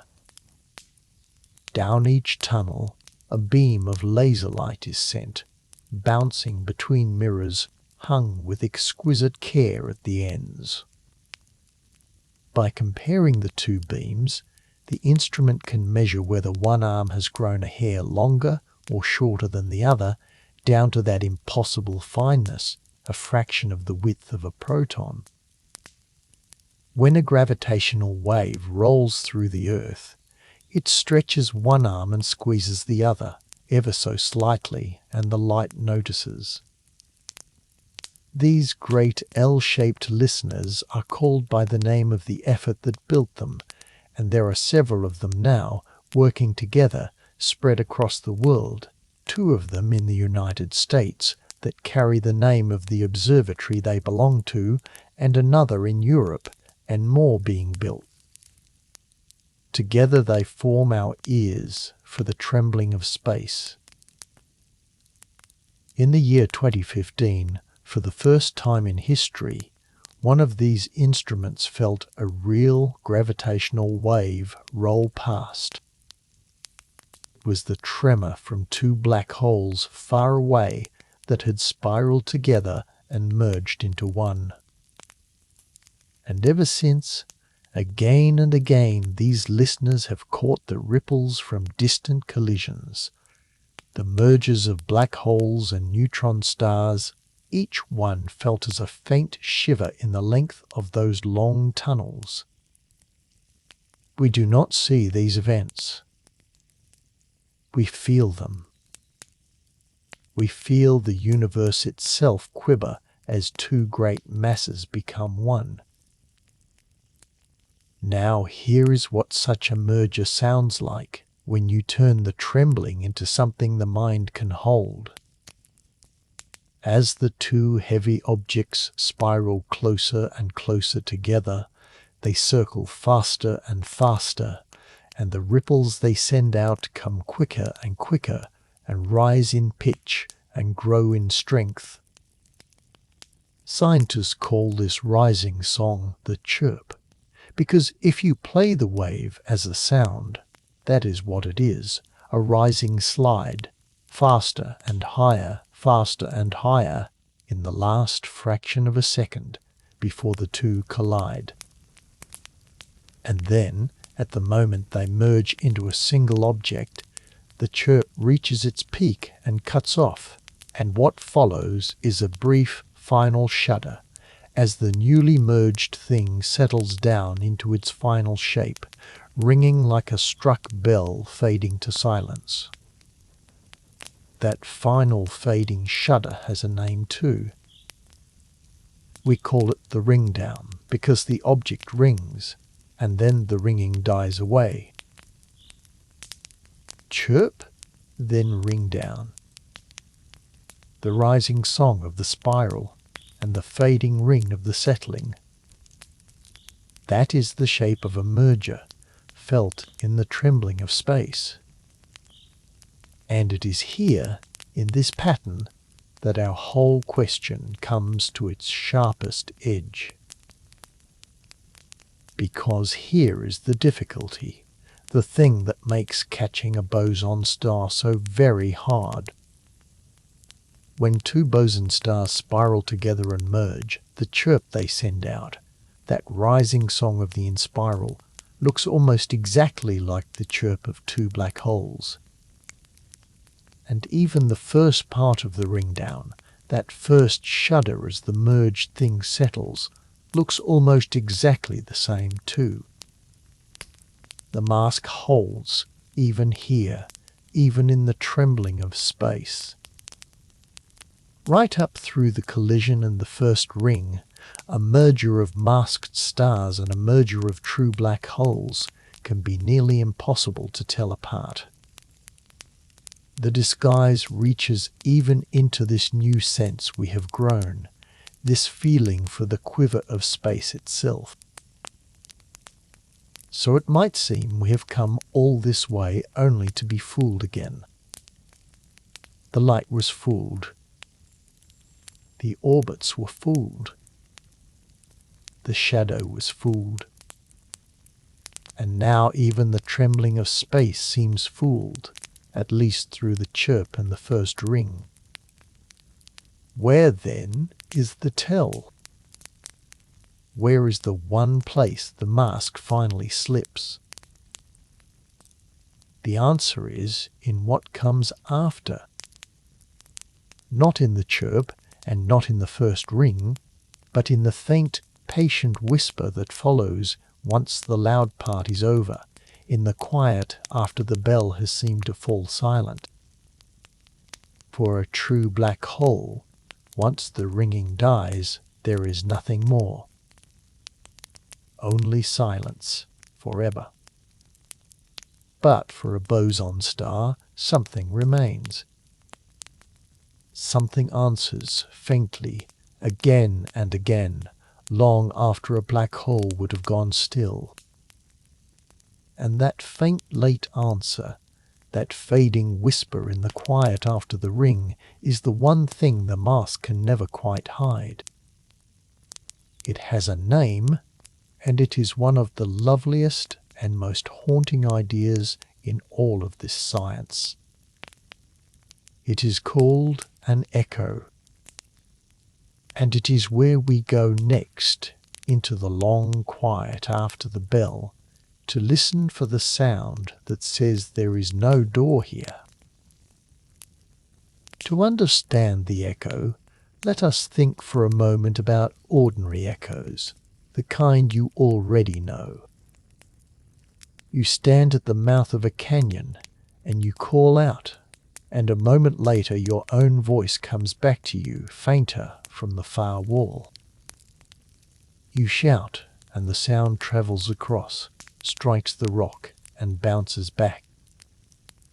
If there are many walls, the sound can bounce back and forth several times, and you hear your call return again and again, each return a little softer than the last, until it fades away.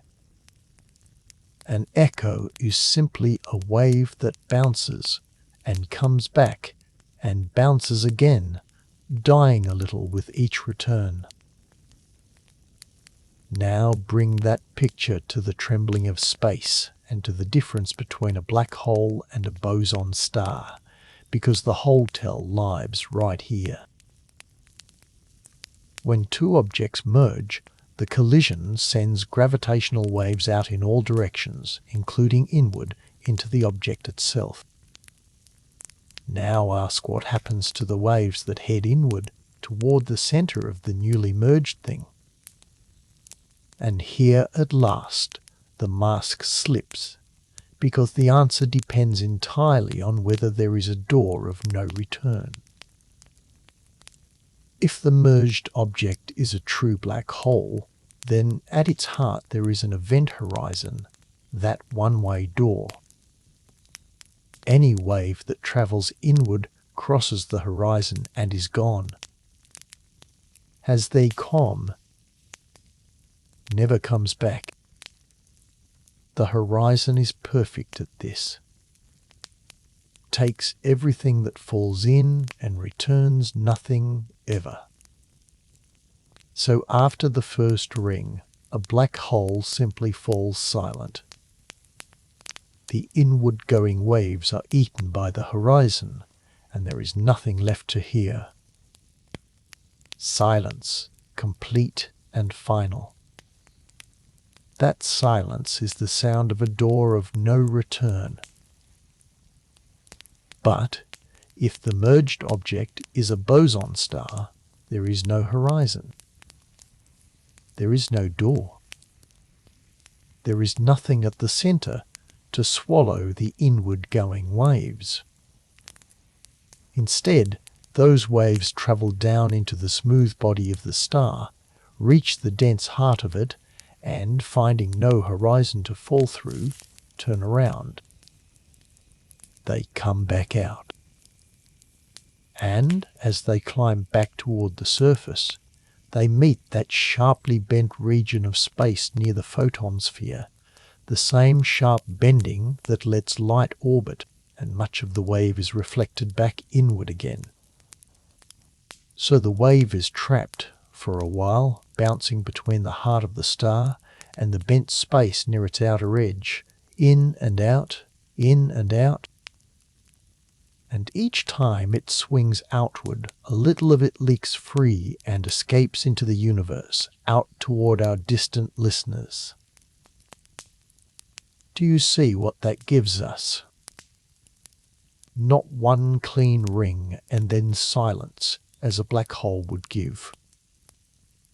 Instead, a first ring, and then, a moment later, a fainter pulse as the trapped wave completes its first round trip and leaks a little out. And then, a moment later still, another fainter pulse, the second round trip. And then another, and another, each one weaker than the last, a train of fading pulses marching out into the quiet long after a black hole would have gone still. Train of fading pulses is what we call the echoes. It is the star answering over and over in a fading heartbeat when a black hole would have answered only once and then held its silence forever. Find this one of the most moving pictures in all of astronomy, and I want to say it the way it deserves to be said, softly, because it is worth carrying into sleep. A true black hole, asked a question by a passing wave, answers with silence. Takes the wave in through its one-way door and gives nothing back. But a boson star, asked the same question, answers. Faintly, and then more faintly, and then fainter still, again and again, a slow fading heartbeat in the dark. And what that heartbeat says, if only we could hear it, is the gentlest possible truth. There is no door here. Nothing is lost forever here. Whatever falls toward me can, in time, come back out. The echo is the sound of an object that keeps nothing, that seals nothing away, that has no abyss at its heart. It is the opposite of a black hole saying so in the only language space can carry. So there it is at last, the one tell the mask cannot hide. Everything else can be faked. The pull, the bent light, the whipping orbits, the ring of trapped light, the dark shadow, even the chirp of the merger and the first shudder of the ring. All of it a boson star can wear.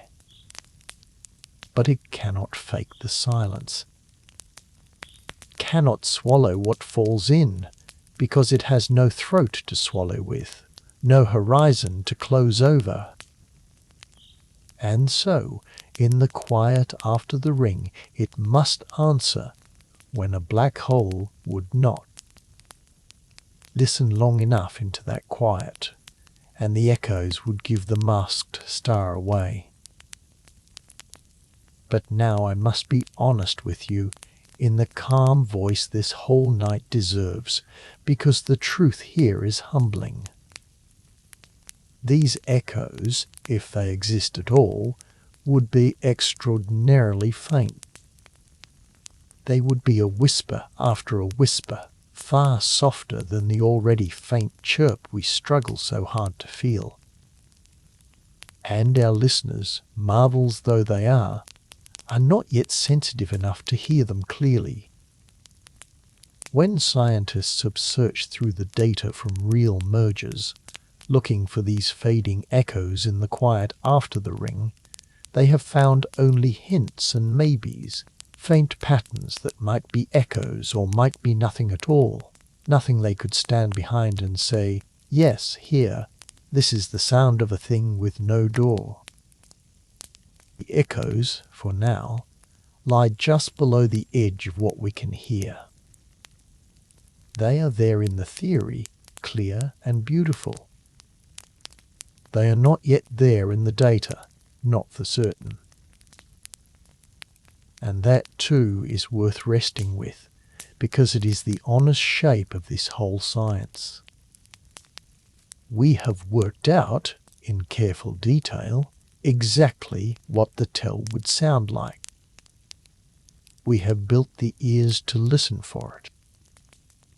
And we have listened and heard only silence and hints, which means either that the masked stars are not there, or that they are there and simply too quiet, for now, for our young ears to catch.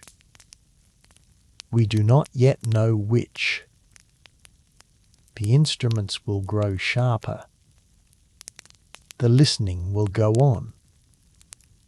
And perhaps, some year not too far off, in the quiet after some distant ring, a fading heartbeat will finally show itself clearly in the data, and we will know that somewhere out there a thing with no door has spoken. Or perhaps the silence will hold again and again, and we will slowly learn that the masks were black holes all along. Either way, the question is a real one now, and we are truly listening for the answer, which is more than our grandparents could ever have said. Take a slow breath in the quiet. We have learned how one might catch a boson star out by listening past the ring for the fading heartbeat that says there is no door.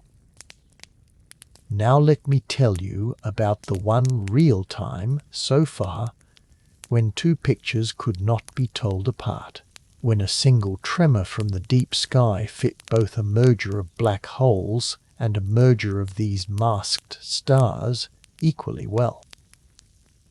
It has a name, and it is the closest we have yet come to the edge of our question. In the year 2019, our listeners felt something unusual.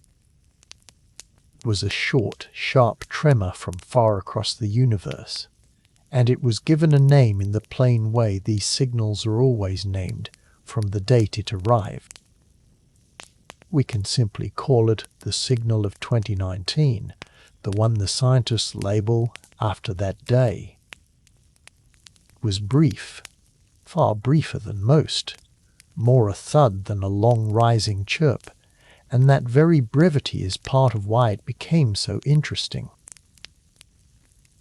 Read in the ordinary way, the signal was the merger of two black holes, two very heavy ones, spiraling together and becoming a single larger black hole of about 140 solar masses.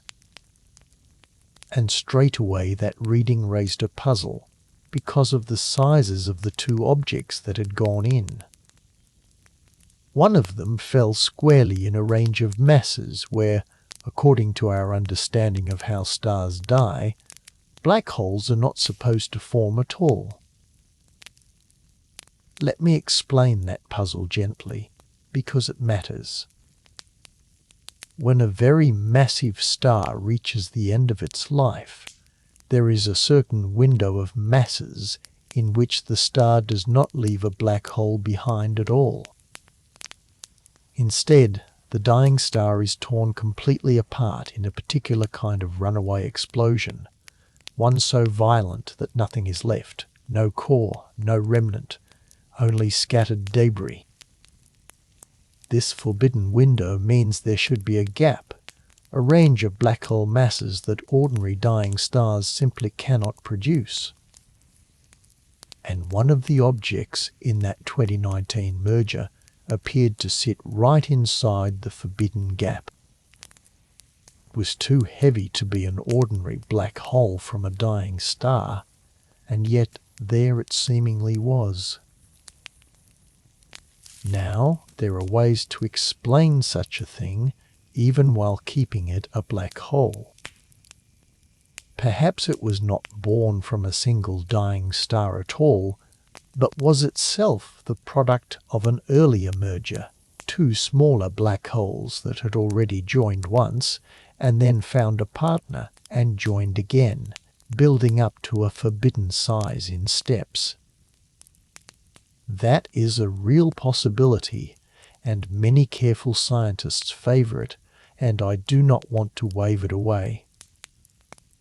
The official reading of that signal remains a merger of black holes, and that is the honest state of things. Hold that firmly. The very strangeness of the signal, its brevity, its awkward masses, its barely visible rising song, opened the door for someone to ask a different question.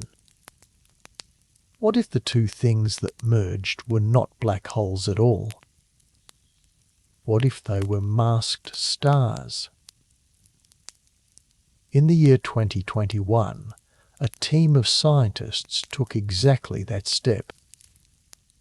They compared the same tremor, the very same signal from 2019, against computer simulations of a wholly different kind of collision, the head-on smashing together of two boson stars. Ordinary scalar boson stars we have mostly been speaking of, but a close cousin, a kind built from a slightly different sort of field, a field that carries a direction, which physicists call a vector field. The stars built from such a field have their own name. They are called Procus stars, after the physicist whose equations describe that kind of field. But keep the picture simple. Procus star is still one of our masked stars, still a smooth-standing wave of bosons held up by quantum fuzziness, still a thing with no fire, no surface, and no door of no return.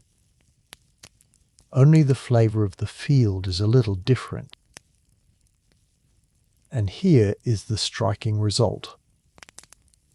When the team compared the 2019 signal against their simulated collision of two Procus stars, they found that it fit. Worse than the black hole reading. Comparably well.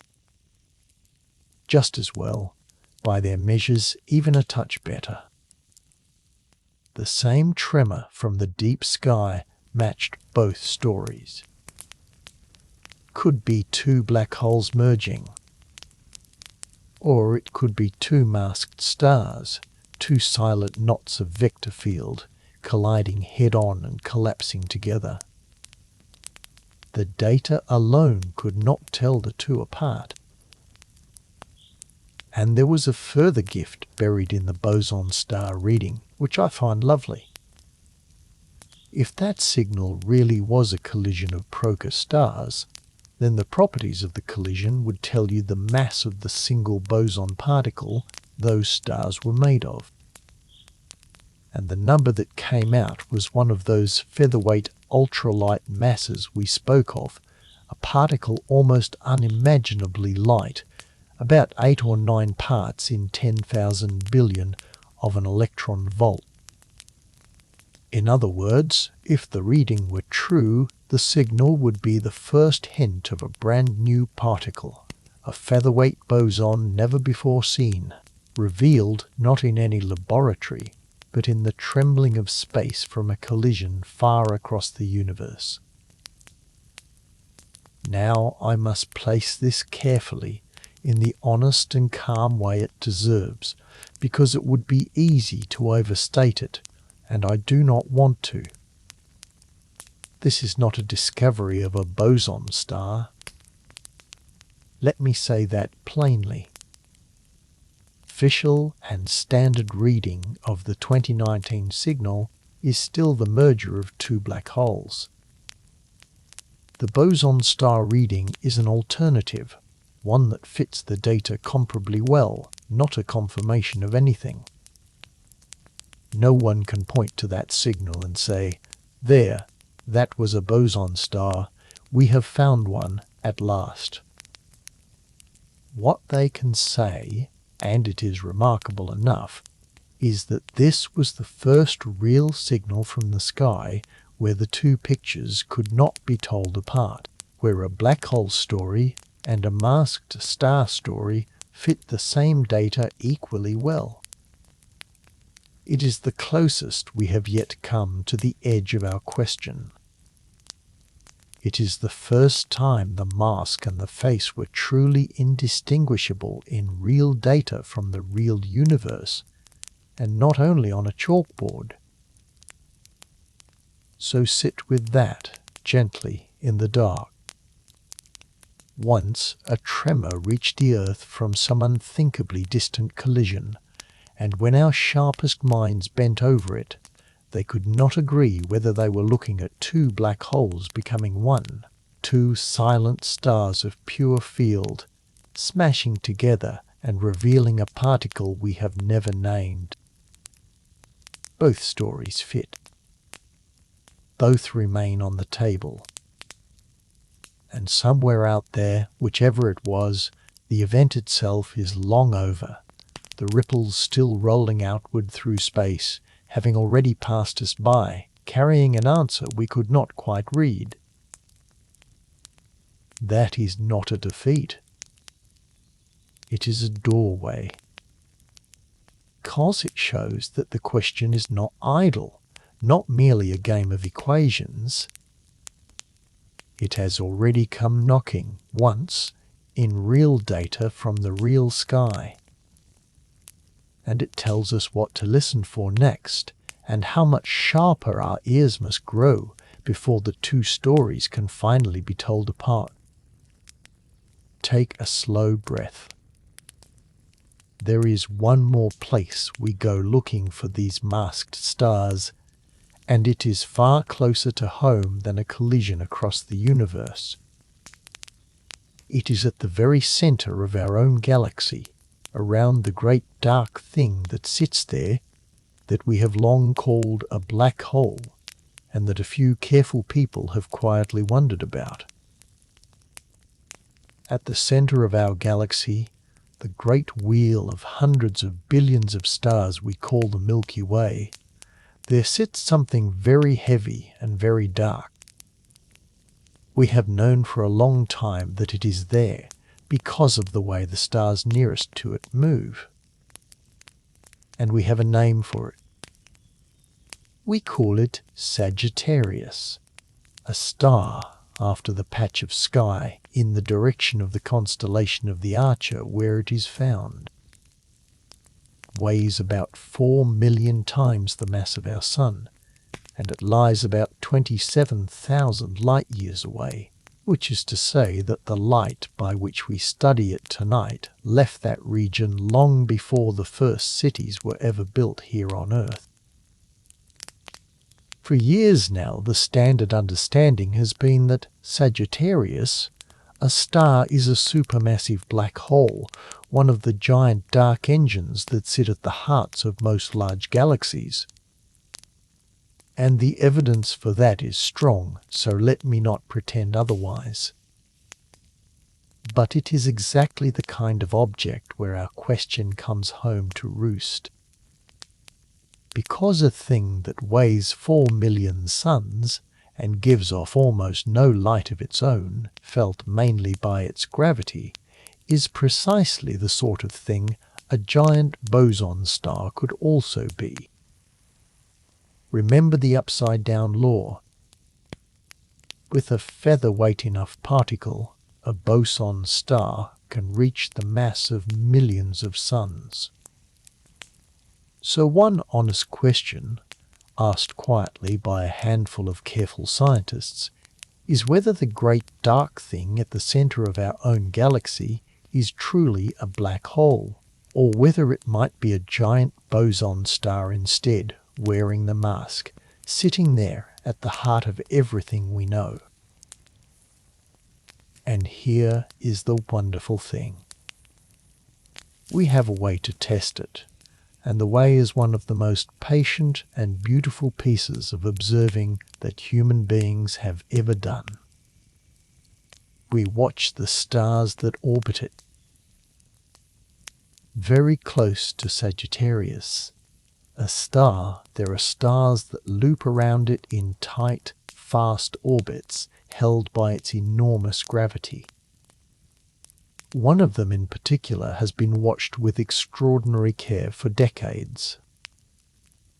Astronomers call it simply by a name and a number. The star they label as the second one in their catalogue of that crowded region. Let us call it the watched star.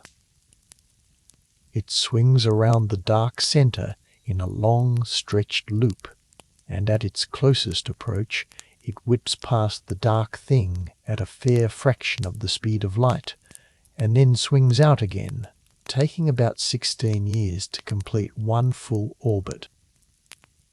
For decades, telescopes have followed this star, night after night, year after year, tracing its path around the invisible centre with ever greater precision, watching how it moves, how it speeds up as it dives close and slows as it swings away. Why does watching that orbit help us with our question? Because the exact shape of the orbit depends on the exact way space is bent near the centre, and the way space is bent depends on what the central object actually is. A black hole, with all its mass sealed behind a horizon at a single point, bends the space around it in one particular way. A boson star, with its mass spread out in a smooth-standing wave, thinning gently from its dense heart, bends the space around it in a slightly different way, especially for anything that passes very close, or, if the orbit could pass inside the spread-out mass, in a very different way indeed. So the path of the watched star is, in effect, a probe. Every loop it makes traces out the shape of the space near the centre, and from that shape we can ask, gently, does this look more like the sharp point mass bending of a black hole, or the soft spread-out bending of a great knot of field? And there is a second probe, alongside the orbits. In recent years, the great Earth-sized telescope we spoke of before, the one that made the first pictures of black hole shadows, turned its gaze on Sagittarius, a star itself, and made a picture of it too. And there again was the familiar shape, a dark round patch ringed with light, the shadow at the centre of our galaxy. The size of that shadow, the exact width of that dark patch, is another clue to what sits within, because a black hole and a boson star of the same mass would cast shadows of subtly different sizes. So between the patient tracing of the orbiting star and the careful measuring of the shadow's size, we have two independent ways of asking the same question about the same object, the great dark thing at the centre of our home. So what is the answer so far? Let me give it to you honestly. in the calm voice this deserves, because the honesty is the beautiful part. So far, everything fits a black hole. The orbit of the watched star, traced through loop after loop, matches what a supermassive black hole would produce. The size of the shadow matches too. Each careful measurement, each new year of watching, is consistent with the idea that Sagittarius, a star, is exactly what we have long thought it is, a black hole of about 4 million suns. And with every such measurement, the room left for the Boson star alternative grows a little smaller. The masked star possibility is being squeezed patiently, year by year, orbit by orbit, into an ever narrower corner. But, and this is the honest completion of the thought, it has not been squeezed all the way to nothing. Careful studies say that the current observations tend to favour a black hole, and that a very compact boson star is disfavoured. And yet a less compact boson star, a more spread out one, has not been fully ruled out. The door is nearly closed. It is not quite shut. And so, tonight, as you lie there, the truth is this. We think, with good reason, that the great dark heart of our galaxy is a black hole. We cannot yet swear that it is not a vast silent knot of field wearing a black hole's face. The evidence leans hard one way and grows heavier every year, but the last sliver of doubt has not yet vanished. I find something deeply peaceful in that, rather than unsettling, and I hope you can feel it too. It means that the question is alive right here at home, at the center of the very galaxy that holds every star you have ever seen, the galaxy whose faint band you might glimpse on a dark enough night spilling across the sky. Thing at its center, 4 million times the mass of the sun, is either a hole in space from which nothing returns, or a great quiet wave of field propped open by uncertainty, and the finest instruments we have ever built are slowly, gently deciding between the two. And whichever it turns out to be, it has been sitting there, patient and silent, all through the rise and fall of everything human, indifferent to which name we give it, being simply what it is. Take a slow breath. We have followed the question as far as the evidence can take us. Now let us leave the hard measuring behind and drift into what all of this might mean for the sky and for you. So let us drift now into what all of this might mean, if any of it is true. Let us leave behind the careful measuring for a while, and simply wonder, in the way you can only wonder when you are half asleep and the night is soft around you. The first thing it would mean is that some of the black holes we point to and name so confidently are not black holes at all.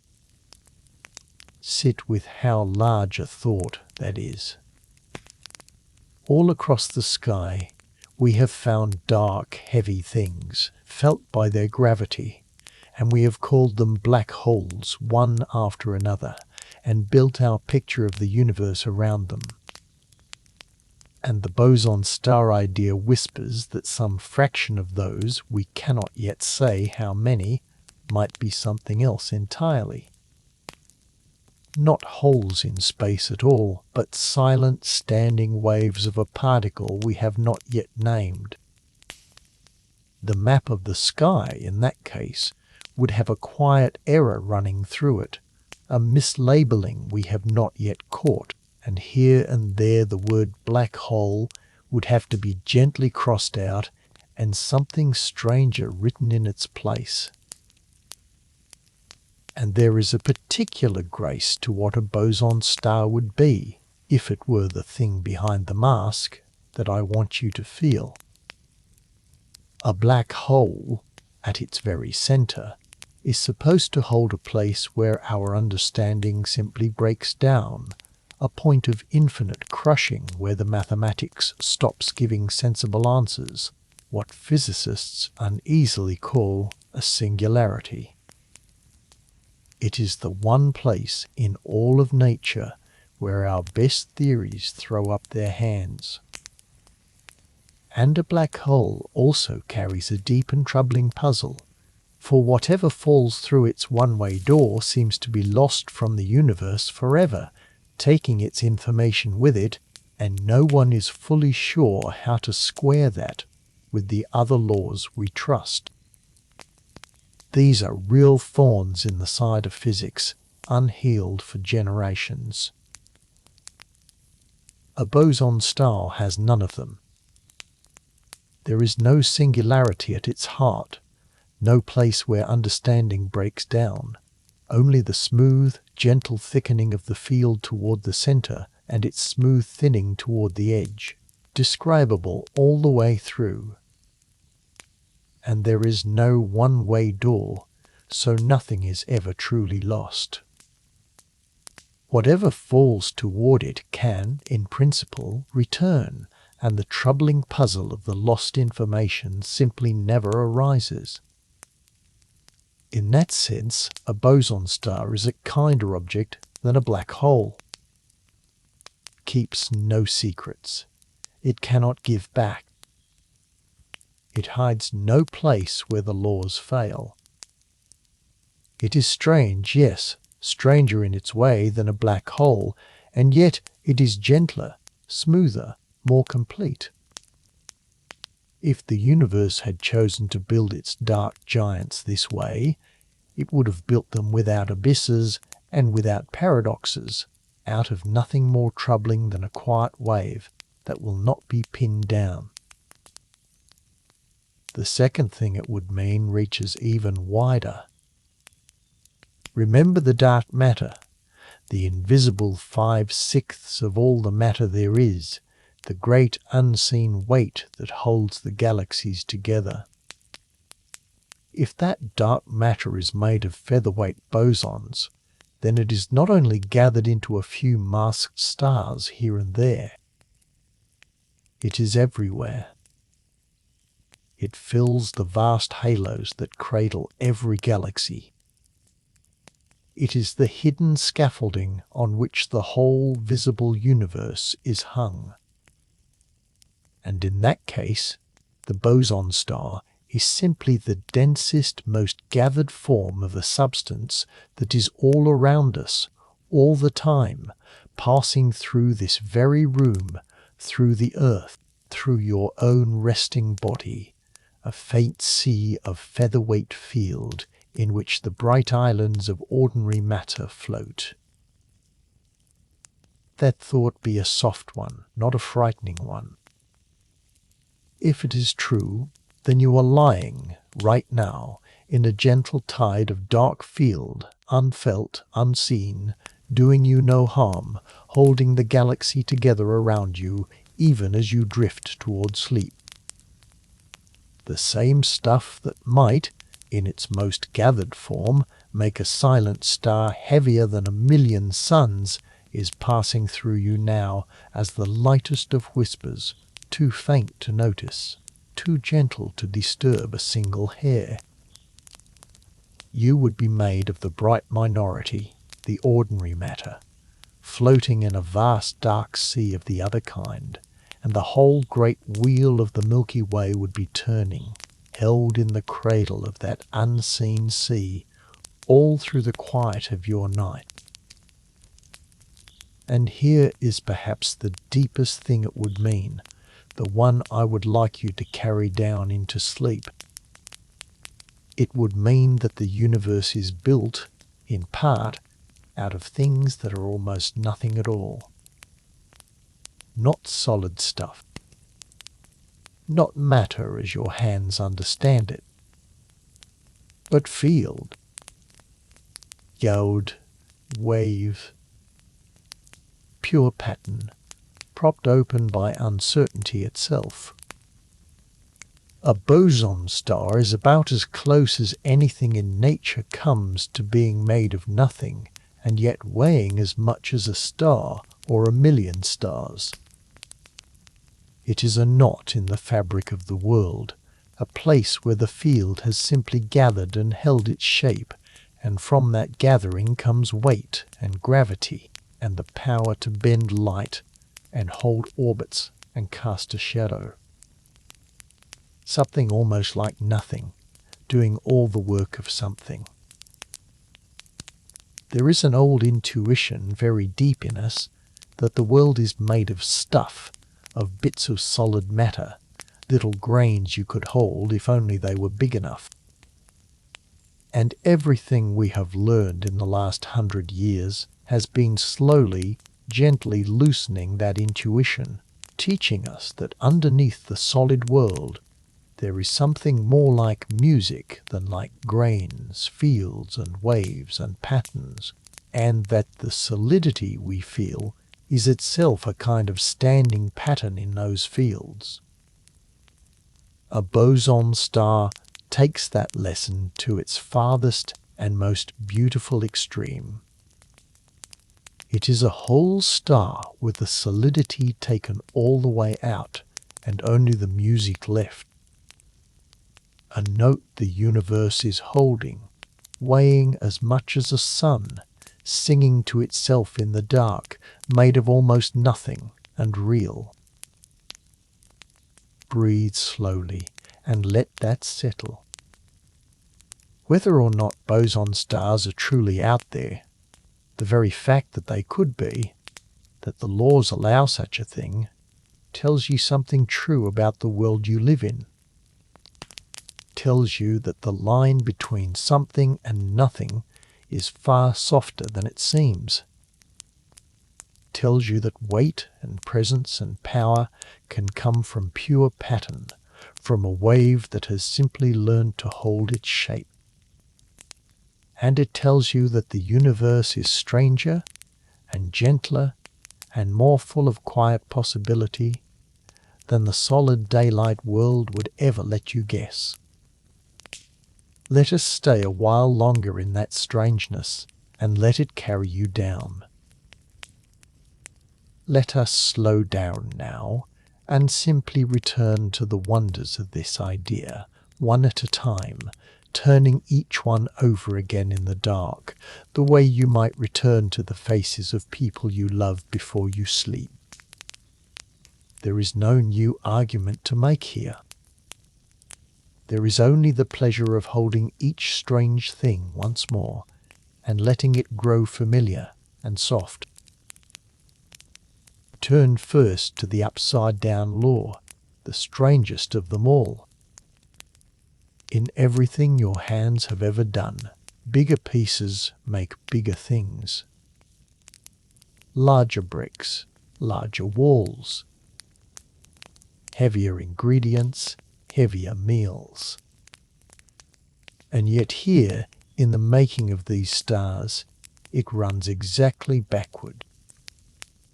The lighter the single particle, the heavier the whole star. Particle as heavy as a proton makes a star lighter than a mountain, a dark little pebble you could lose in a single range of hills. And a particle a billion times lighter than that makes a star heavier than 1,000,000 suns, a titan fit to anchor the heart of a galaxy. The same law. The same simple division. Only the brick made lighter and the star made vast. It is worth returning to again and again because it never quite stops being strange. The feather builds the giant. The heavy grain builds the crumb. The world, at its foundations, does not always keep the rules our hands taught us. Turn next to the star with no surface and no fire. Not a ball of matter. Not a thing you could ever land upon or burn your hand against. One smooth, still wave the size of a sun, thickest at its heart and thinning gently away at its edges, with no shore anywhere, no line to say, here it begins and here it ends. If you could travel to the place where one hung in the dark, you would find no wall to strike, no crust to stand on. You would find only the field growing quietly denser as you fell inward, and quietly thinner as you climbed away, a soft gradient of presence with no hard edge at all. A star you could pass into, in principle, the way you might wade into deep and lightless water, feeling it thicken around you, finding no bottom and no door closing behind you. And that raises a gentle question you might not have thought to ask. What would one of these stars look like if you could see it at all? And the strange answer is that, in a sense, you almost could not. A boson star made of a field that does not shine and does not block light would be nearly transparent.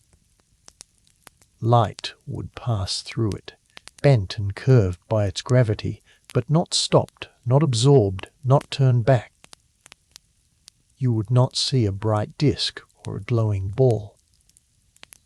You would see instead the stars behind it smeared and warped and doubled, their light bent as it passed through and around the invisible mass, as though you were looking through a great flawed lens hung in the dark. The star would betray itself only by what it did to the light of everything behind it, a warping in the field of stars, a place where the background sky was quietly distorted, curved around a center you could not directly see. A ghost made visible only by the way it bends the world behind it. Turn now to the mask, the deepest strangeness of all. Something with no door, of no return, sitting in the dark, wearing the exact face of a black hole. Not a rough imitation, not a near miss. The full disguise, down to the ring of trapped light and the dark round shadow at its heart. Everything we usually read as the signature of a black hole a boson star could wear. The pull, the bent and doubled light, the whipping orbits, the photon sphere where light itself can circle, the shadow our great telescopes have photographed and celebrated. All of it worn by a thing that is, in truth, the very opposite of a black hole, a thing that seals nothing away and hides no abyss. When you point at the dark and say black hole, you are almost always right, and yet you cannot be quite certain because the mask is that good. And return, last, to the echo, which is the tenderest image in the whole story.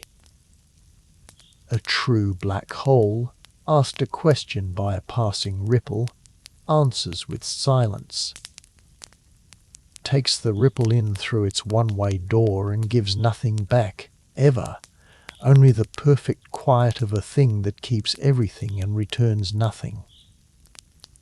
But a boson star, asked the same question, answers. Faintly, and then more faintly, and then fainter still, again and again, a slow fading heartbeat rolling out into the dark, long after a black hole would have gone still. And what that heartbeat says in the only language space can carry, is the gentlest truth there is. There is no door here. Nothing is lost forever here. Whatever comes to me can come back out again. The echo is the sound of an object that keeps no prisoners, that seals nothing away, that has no abyss at its centre. It is the sound of an open hand, where a black hole would show a closed fist. Now gather these four wonders together and hold them all at once as you drift. The feather that builds the giant.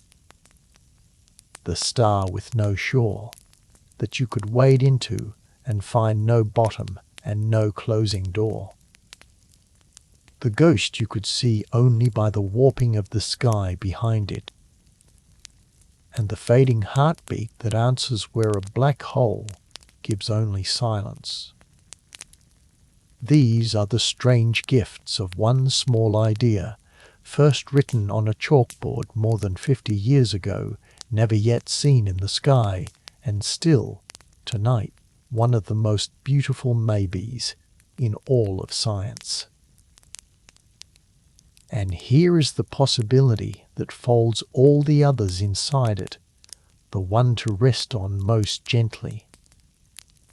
The great dark thing at the center of our own galaxy, 4 million times the mass of the sun, around which every star you have ever seen is slowly turning, including our own sun, including the ground you are lying on, might not be a hole in space at all. Be a vast, silent knot of field, a boson star grown to the scale of a galaxy's heart, propped open by the refusal of the very small to be pinned down, humming its single note there at the center of everything, patient and smooth and whole. We think it is a black hole. We have good reason to think so. But we cannot yet swear that the heart of our home is not, instead, the largest and quietest of these masked stars. Breathe slowly and let that uncertainty be not a worry, but a kind of open window, letting the night air in. Let me linger a little longer on the measuring, because it is the part of this story that most rewards patience, and because there is a quiet comfort in how carefully human beings have gone about it. We are not, after all, helpless before this question. We have already found several different ways to reach out toward the answer, and we are inventing more. Let me walk you through them slowly, the way you might count soft and familiar things to still your mind. There is the listening we spoke of, the feeling for the trembling of space, and the search in the quiet after the ring for that fading heartbeat of echoes. That is one road, and it will only grow stronger. The listeners we have now are the first of their kind, young and still a little deaf. Better ones are being planned and built, some of them far larger, some of them meant to float in space itself, freed from all the shaking and rumbling of the earth, able to feel ripples our ground-bound ears can never catch. As those sharper ears come online in the years ahead, the faint echoes that hide just below what we can hear today may finally rise into reach. And then, in the quiet after some distant ring, we might at last hear clearly whether a thing with no door has spoken, or whether the silence holds again and again, and the masks were black holes all along. There is the watching of orbits, the patient tracing of stars as they loop around the dark centers of galaxies, most of all around the great dark thing at the heart of our own. Every year of watching sharpens the picture. every loop the watched star completes traces the shape of the space near the center a little more finely, and every finer tracing squeezes the boson star possibility into a narrower corner, or, one day, perhaps, reveals some tiny departure from what a black hole would produce, some faint wobble or drift that a smooth spread out knot of field would cause and a point mass black hole would not. So far, the orbits fit a black hole. The watching goes on, and the instruments improve, and each passing year is another careful question put to the dark. There is the measuring of shadows, the great Earth-sized telescope that turns whole continents into a single eye and photographs the dark round silhouettes at the centers of galaxies. The exact size and shape of a shadow, the precise width of that dark patch ringed with light, is a clue to what sits within, because a black hole and a boson star of the same weight would cast shadows of subtly different sizes, and a boson star without a true horizon might even, in some versions, show a fainter or a stranger center than a black hole would. As those pictures grow sharper, as more telescopes join the network and the images gain detail, the shadows too become a test, another way of asking whether the face in the dark is the face it seems to be. And there is the bending of light in the wider sky, what astronomers call gravitational lensing, the warping of the images of distant things by the gravity of whatever lies between them and us. A boson star, being nearly transparent and spread out rather than sealed behind a horizon, would bend light in its own particular way, smearing and doubling the images of the stars and galaxies behind it with a signature slightly different from a black hole's. So even the quiet distortion of the background sky, patiently studied, becomes yet another road toward the answer. 4 roads then, at least. The listening for echoes, the watching of orbits, the measuring of shadows, the study of bent light. 4 different senses reaching toward the same dark objects. 4 different ways of asking the same gentle question, is there a door here or not? And what I find most beautiful is that they do not have to agree with each other in advance. They are independent. They come at the question from different sides. And so, when they are all sharp enough, they can check one another, and together they can corner the truth far more surely than any one of them could alone. That is how this kind of knowing is built.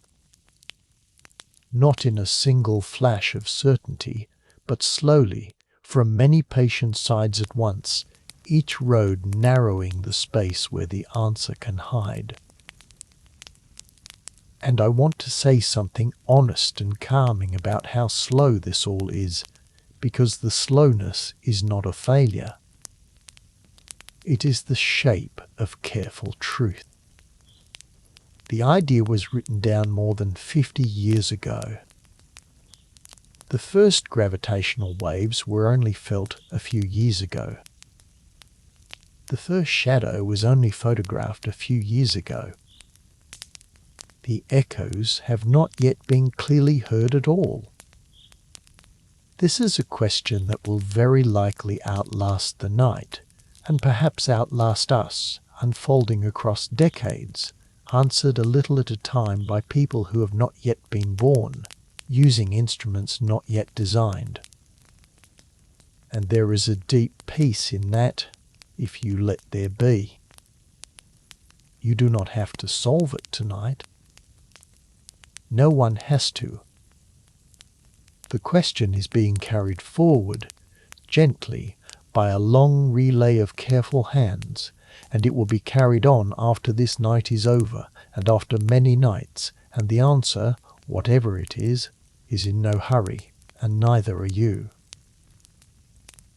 So if you feel the pull to know, to have the answer settled before you sleep, let that pull go soft.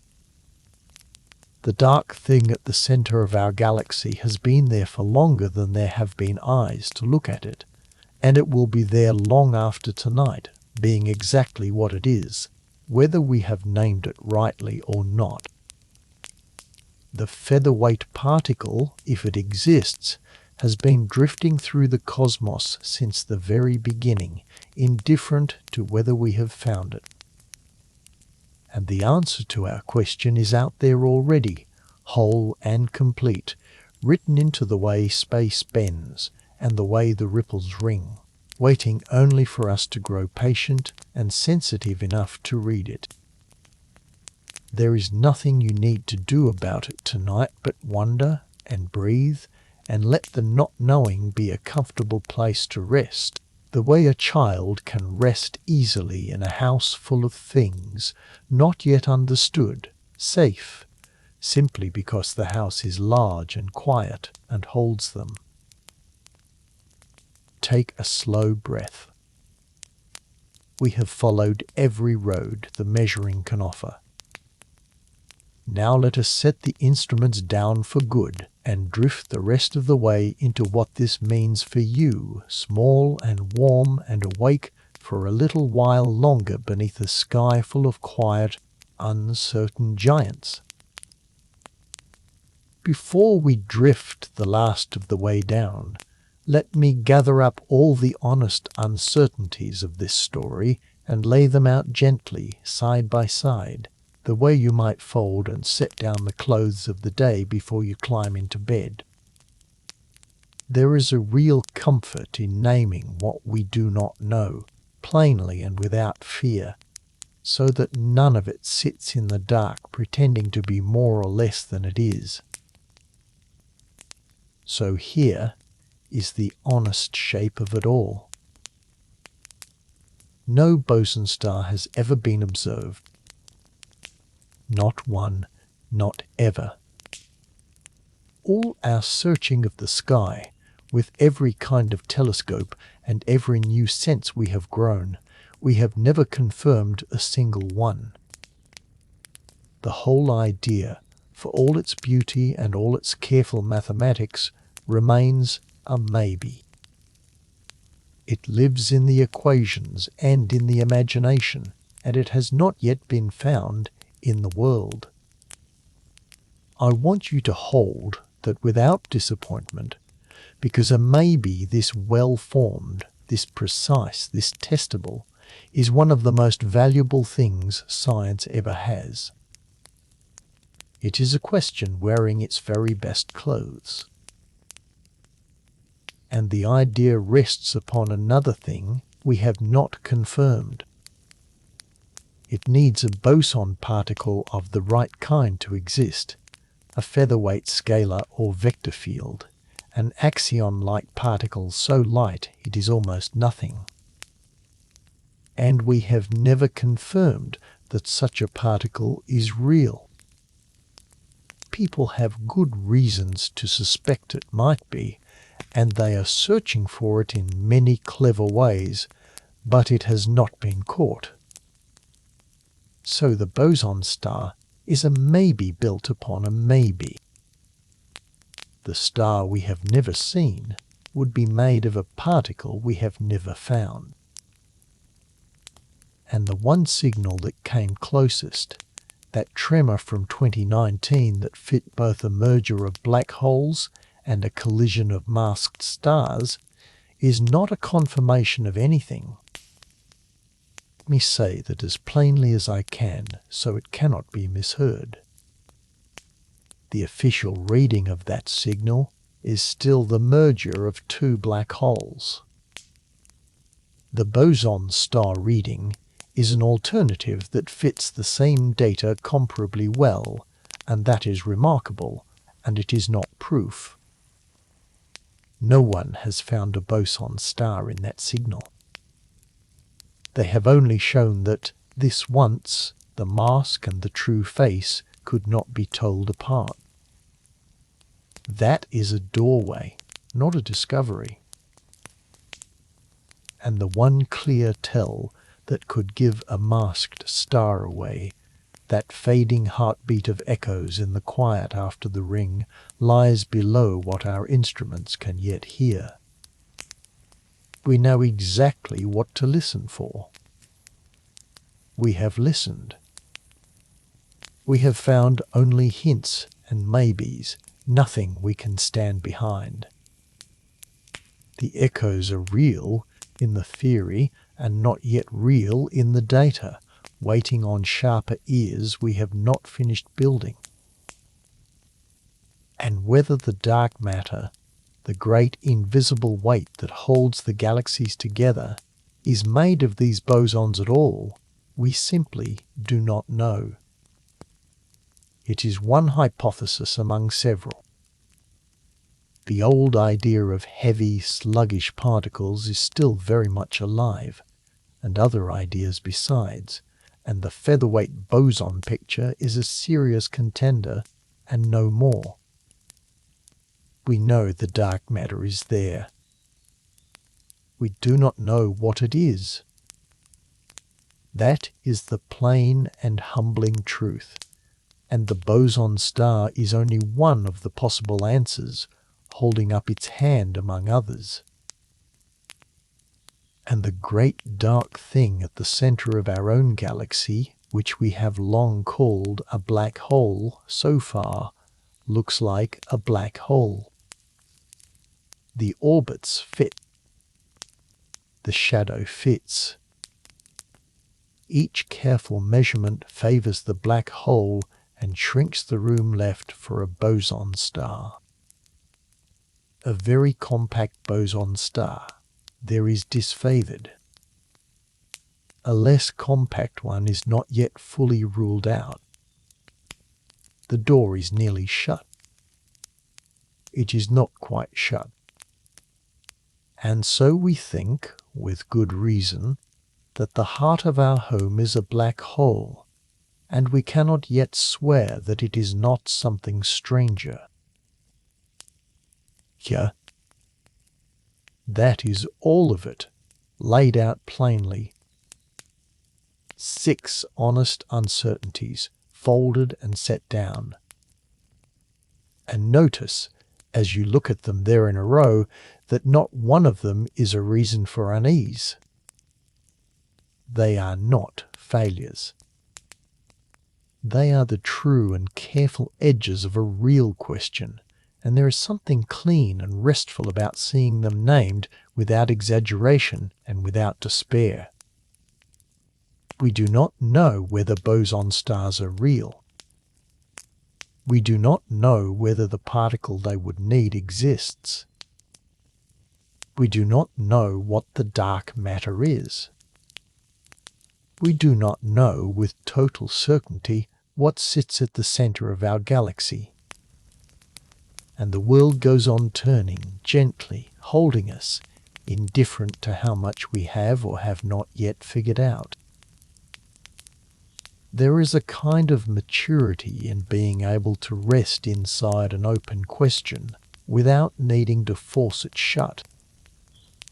Children can do it easily, and then most of us forget how and lie awake grasping for answers that will not come by morning. But you can learn it again, tonight, here, with this. You can hold a question as large as what the universe is made of, and as close as the heart of your own galaxy, and simply let it be open, let it be unfinished, and rest anyway. The not knowing does not have to be solved to be safe. It can be a wide and quiet room you lie down in, trusting that others are tending the question, and that the answer is in no hurry, and that you need do nothing about any of it tonight but breathe. So let the 6 uncertainties rest there, folded and set down at the foot of the bed. We will not pick them up again. From here on, we only drift. Take a slow breath and let us begin the long, soft descent into what all of this means for you and for the small warm fact of your being here at all. Await for a little while under the enormous, uncertain sky. So let us think gently about how small we are, and let it be a comfort rather than a fright, because smallness, held the right way, is one of the most restful feelings there is. Consider the scale of the thing we have been speaking of all night. A boson star, at its largest, could weigh millions of times what our sun weighs. And our sun already weighs more than 300,000 times what the whole Earth weighs. And the Earth is so large that a single human life is spent crossing only tiny corners of it, that a whole ocean can take days to fly over, that mountains stand which no one has ever climbed. You are one small warm body on the surface of that vast Earth, which is a small world circling an ordinary sun, which is one of hundreds of billions of stars in a galaxy whose dark heart may weigh 4 million suns, and may, for all we know tonight, be one of these silent giants of pure field. Line those sizes up in your mind and feel how they climb. You, and then the Earth, so much larger. The sun, larger still, a furnace that could swallow 1,000,000 Earths. The dark heart of the galaxy, millions of times heavier than that sun. And the galaxy itself, hundreds of billions of stars wheeling slowly around that heart, so wide that light, the fastest thing there is, takes 100,000 years merely to cross from one edge to the other. And beyond our galaxy, uncounted billions of other galaxies, each with its own dark heart, each perhaps hiding its own uncertain giant, scattered across a universe so large that its far reaches send us light that has travelled for almost the whole age of time to arrive. Against all of that, you are unspeakably small.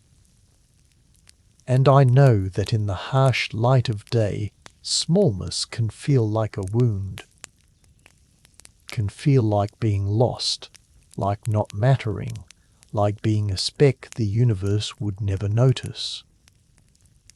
But that is the daytime way of feeling it, the anxious way, and it is not the only way, and it is not, I think, the truest way. There is another way to feel your smallness, and the night is the right time to find it. Feel it this way instead. You are small, the way a child is small, in a house full of grown and gentle things. The house is vast and old and full of rooms the child has never entered, and machines the child does not understand, and it hums with quiet workings that go on whether the child watches or not. And the child is not frightened by this, not when all is well, because the very largeness of the house is what holds the child safe. The child does not have to run the house. The child does not have to understand the furnace in the basement or the wiring in the walls. The child can simply lie down in a warm corner of it and sleep, held by a structure far larger and older and steadier than itself, trusting the house to go on holding while it rests. That is the smallness the night offers you. The smallness of being lost, but the smallness of being held. The universe is the vast old house, humming with workings you will never fully understand, full of rooms no one has entered, running its furnaces and bending its light and ringing its distant bells, whether or not anyone is watching. And you are the child in the warm corner of it, not responsible for any of the great machinery, not needed to keep the galaxies turning, free simply to lie down and rest, held by something so much larger and steadier than yourself, that your smallness is exactly what lets you let go. Think of it. You do not have to hold the sun in its place. It holds itself by the balance of its fire against its weight, and it has done so for billions of years, and will for billions more with no help from you. You do not have to keep the galaxy turning.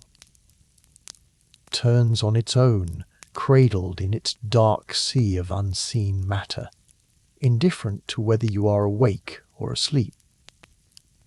You do not have to answer the great question of what sits at its heart. Others are tending that question, gently, and it will keep, and the dark heart will go on being exactly what it is, regardless of when we finally read its name. There is nothing in all that vastness that needs you to stay awake and worry over it. It is all being held, already, by forces far older and far stronger than any worry you could bring to it. And so your smallness sets you free. Because you are so small against all of that, nothing you carry tonight, no worry, no unfinished task, no ache of the day, is large enough to trouble the turning of a single star. The universe does not lean on you, does not need you to hold it up. It asks nothing of you tonight but that you rest inside it, one small warm point of awareness in a vastness that is entirely willing to hold you while you do. You may set everything down. The great house will keep humming. The giants, real or masked, will keep their silent watch at the centers of things. And you, small and safe in your warm corner of it all, may finally, gently, let go. Take a slow breath and feel how light smallness can be when it is the smallness of being held. Let us drift a little deeper still. And yet, small as you are not separate from any of it. That is the next soft truth to rest on, and it balances the first. You are small, and you are held, and you also belong. You are not a stranger looking in at the universe through a window. You are made of it, woven from the very same threads as the stars. Think of what you are made of.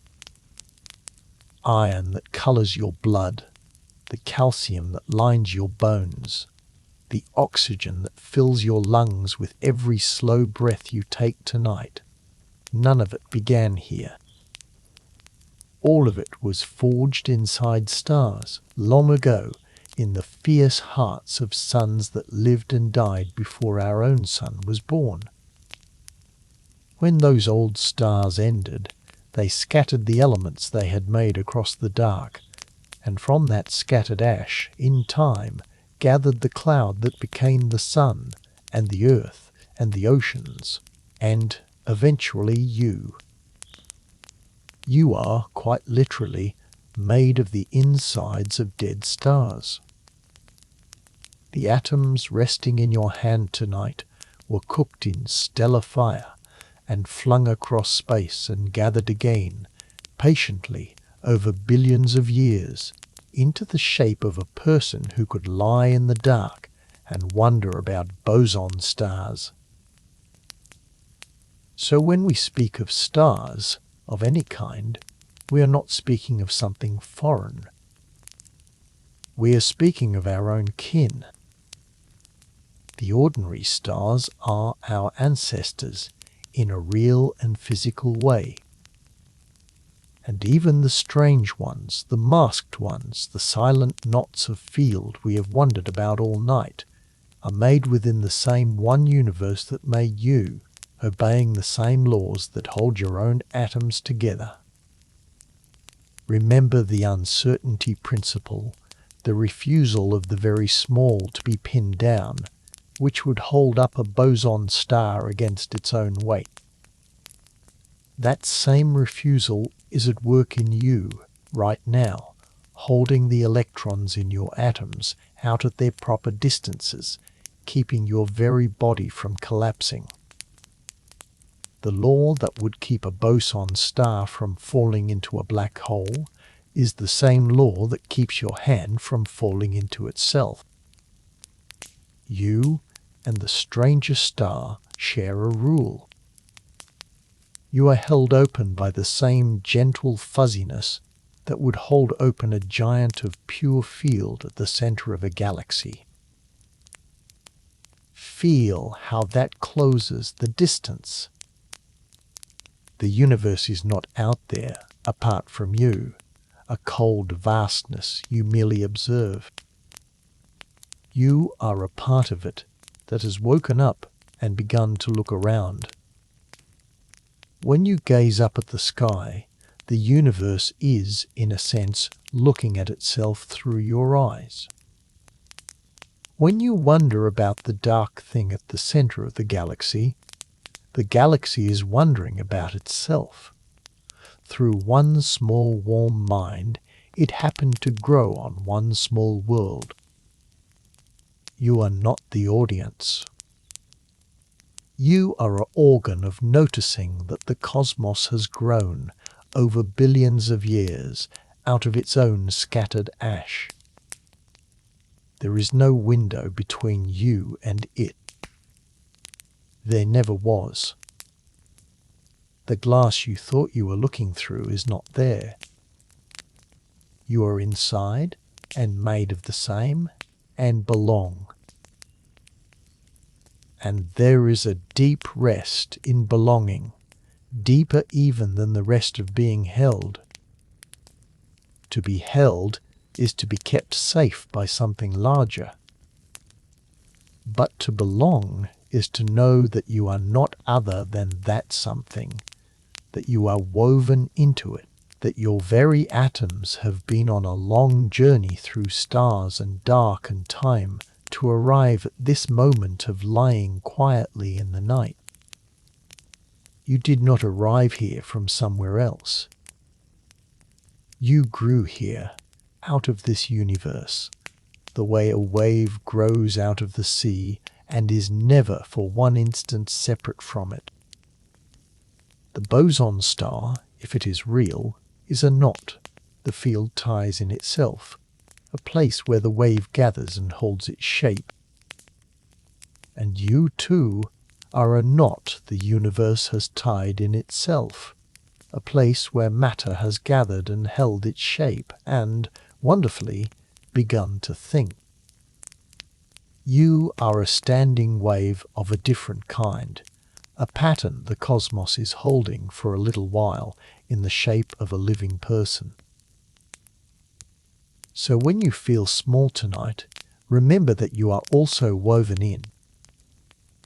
The same dark sea of unseen matter that may hold the galaxies together is drifting gently through you as you rest.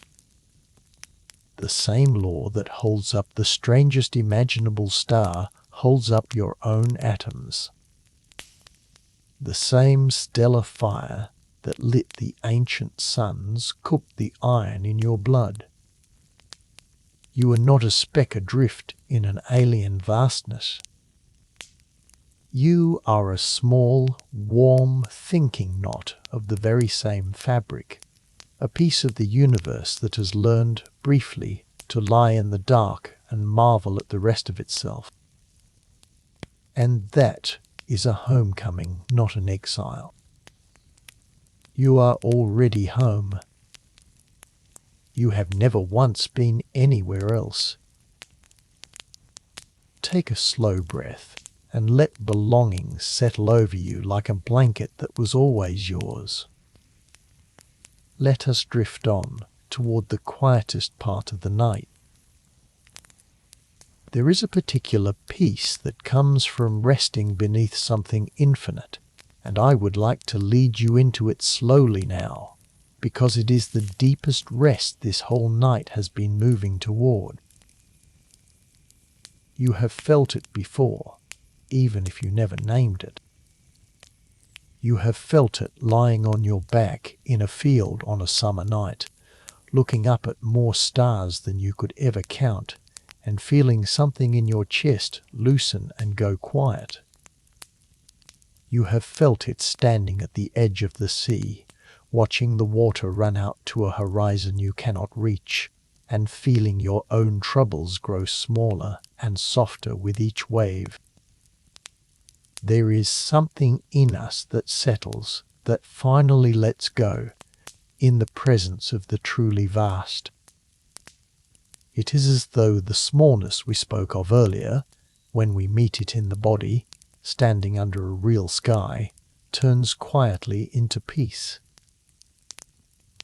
And why should that be? Why should the vast make us calm rather than afraid? I think it is because the vast asks nothing of us. A small thing might need our attention. Task needs doing. A worry needs turning over. A conversation needs an answer. All the small things of the day reach out and tug at us and ask us to act. But the infinite reaches out and asks for nothing at all. It does not need you to do anything. It does not need you to understand it or fix it or finish it. It only holds quietly, enormously, and lets you rest in its presence.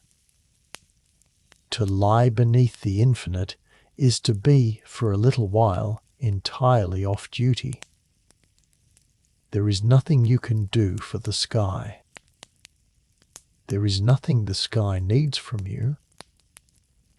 And in that release, in that being asked for nothing, there is a peace the busy daytime world can almost never give. So let the sky be infinite for you now, in your mind as you lie there.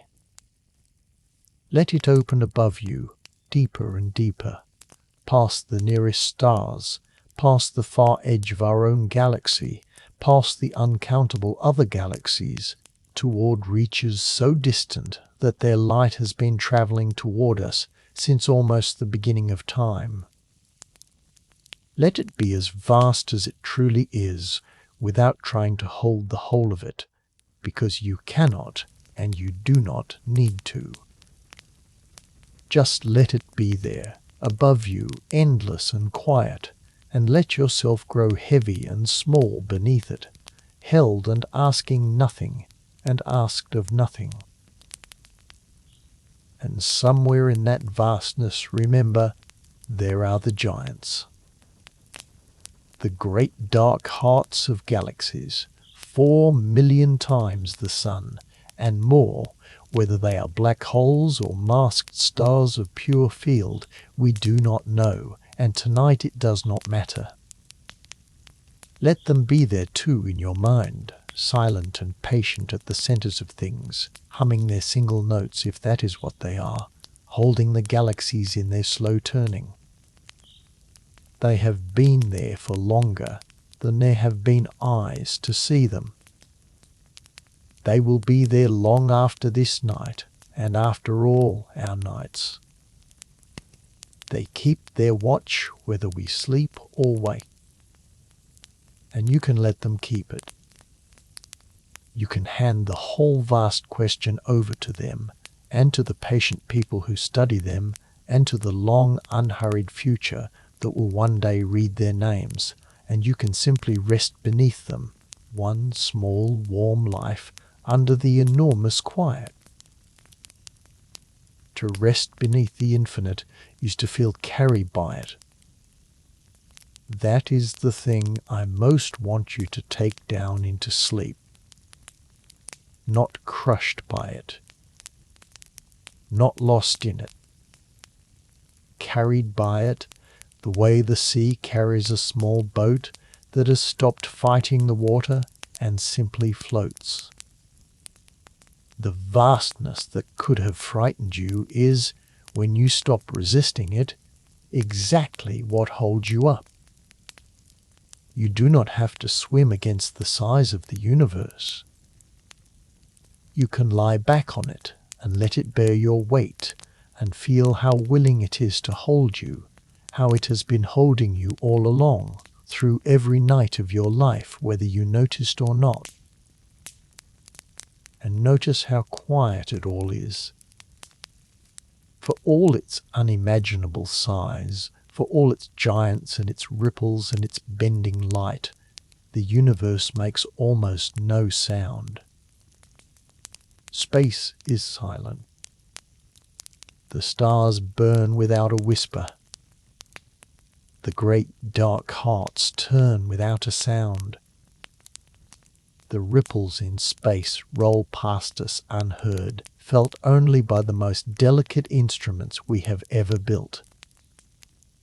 Overwhelming vastness above you is, above all, quiet, a silence so deep and so old that it makes the small quiet of your own room feel like a part of it, like a single held note in an endless, soundless hush. You are lying inside the great silence of the universe now. Your breathing is part of it. The slow settling of your body is part of it. Let your own quiet join the quiet of the stars. Take a slow breath and let yourself be carried. There is only a little way left to go, and it is all downhill now, gently, into sleep. I keep returning, in my own mind, to the image of the Boson star as a note held forever, and I want to give it to you now as something to rest inside, because I think there is a lesson in it for the body, for the way you might let yourself settle tonight. Think again about what the star is in its deepest nature. It is not straining. It is not burning. It is not fighting. It is simply holding its shape. A wave that has gathered itself and come to rest, balanced so gently between its own weight and its own refusal to be crushed that it neither collapses nor flies apart. Does not work to stay whole. It is not clenched.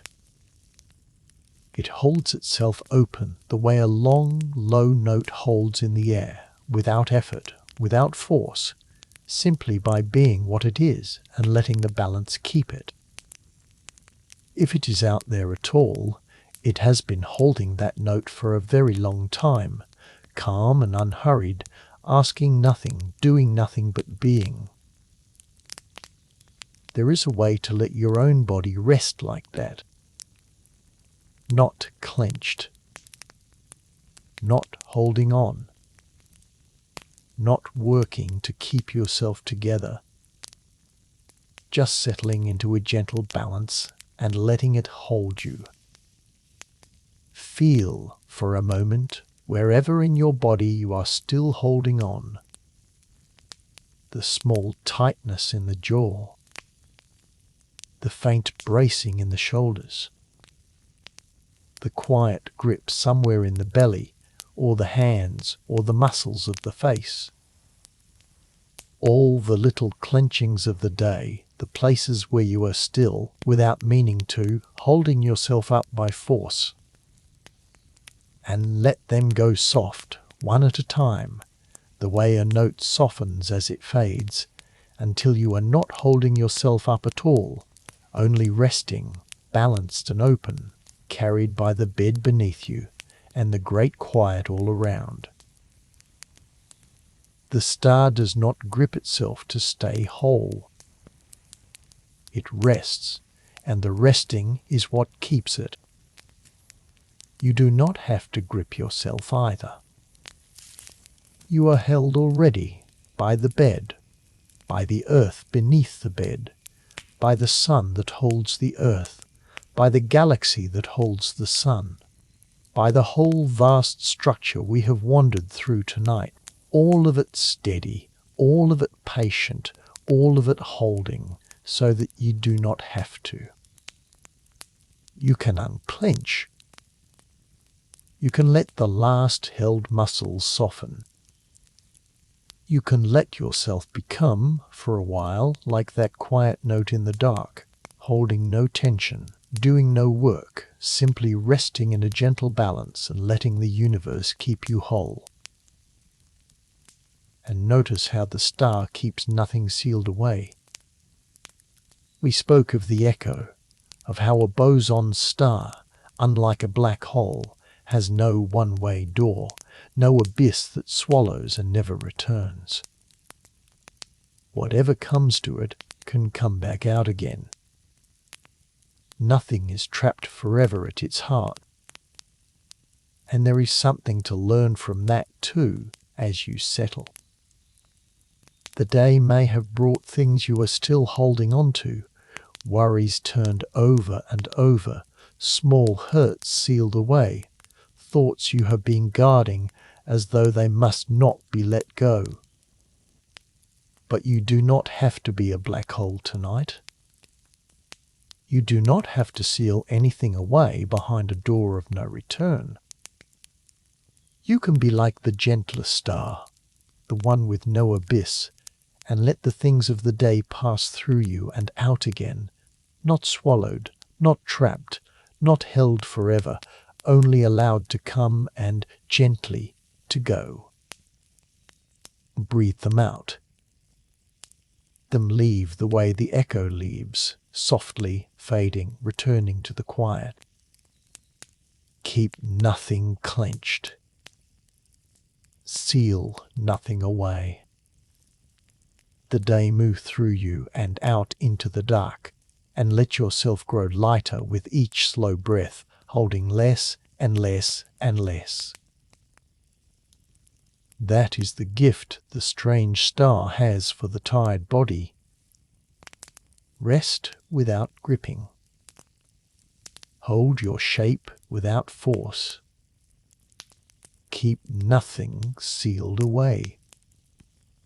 The balance carry you the way the balance carries the star, and let everything you do not need tonight drift out of you and away unhindered into the great soft silence. You are a note the universe is holding for a little while in the shape of a resting person. Let it hold you. You do not have to hold yourself. Take a slow breath and let a little more of the holding go. We are nearly at the quietest place of all.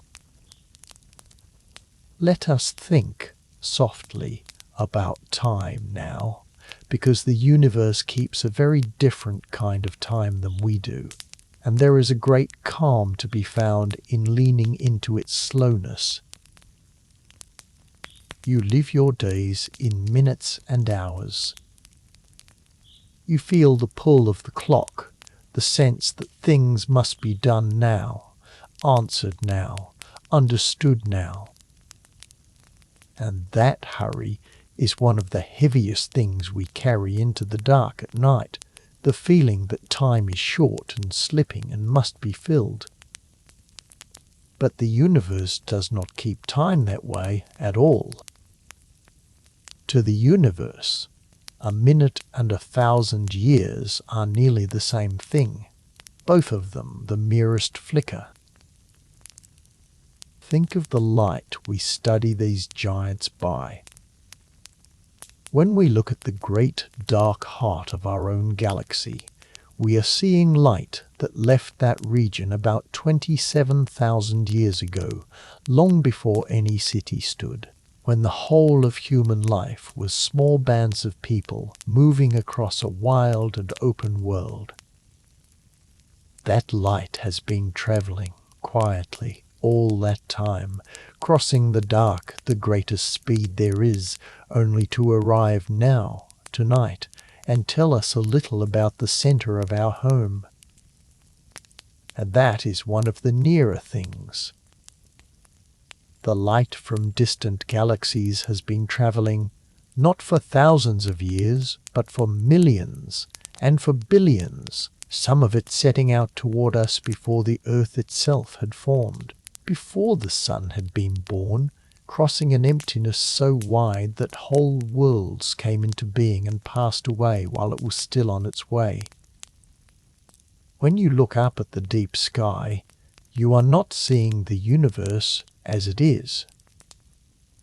You are seeing it as it was, a great layered archive of ancient light, the near stars showing you years ago, the far galaxies showing you the distant past, all of it arriving together tonight in the same quiet sky.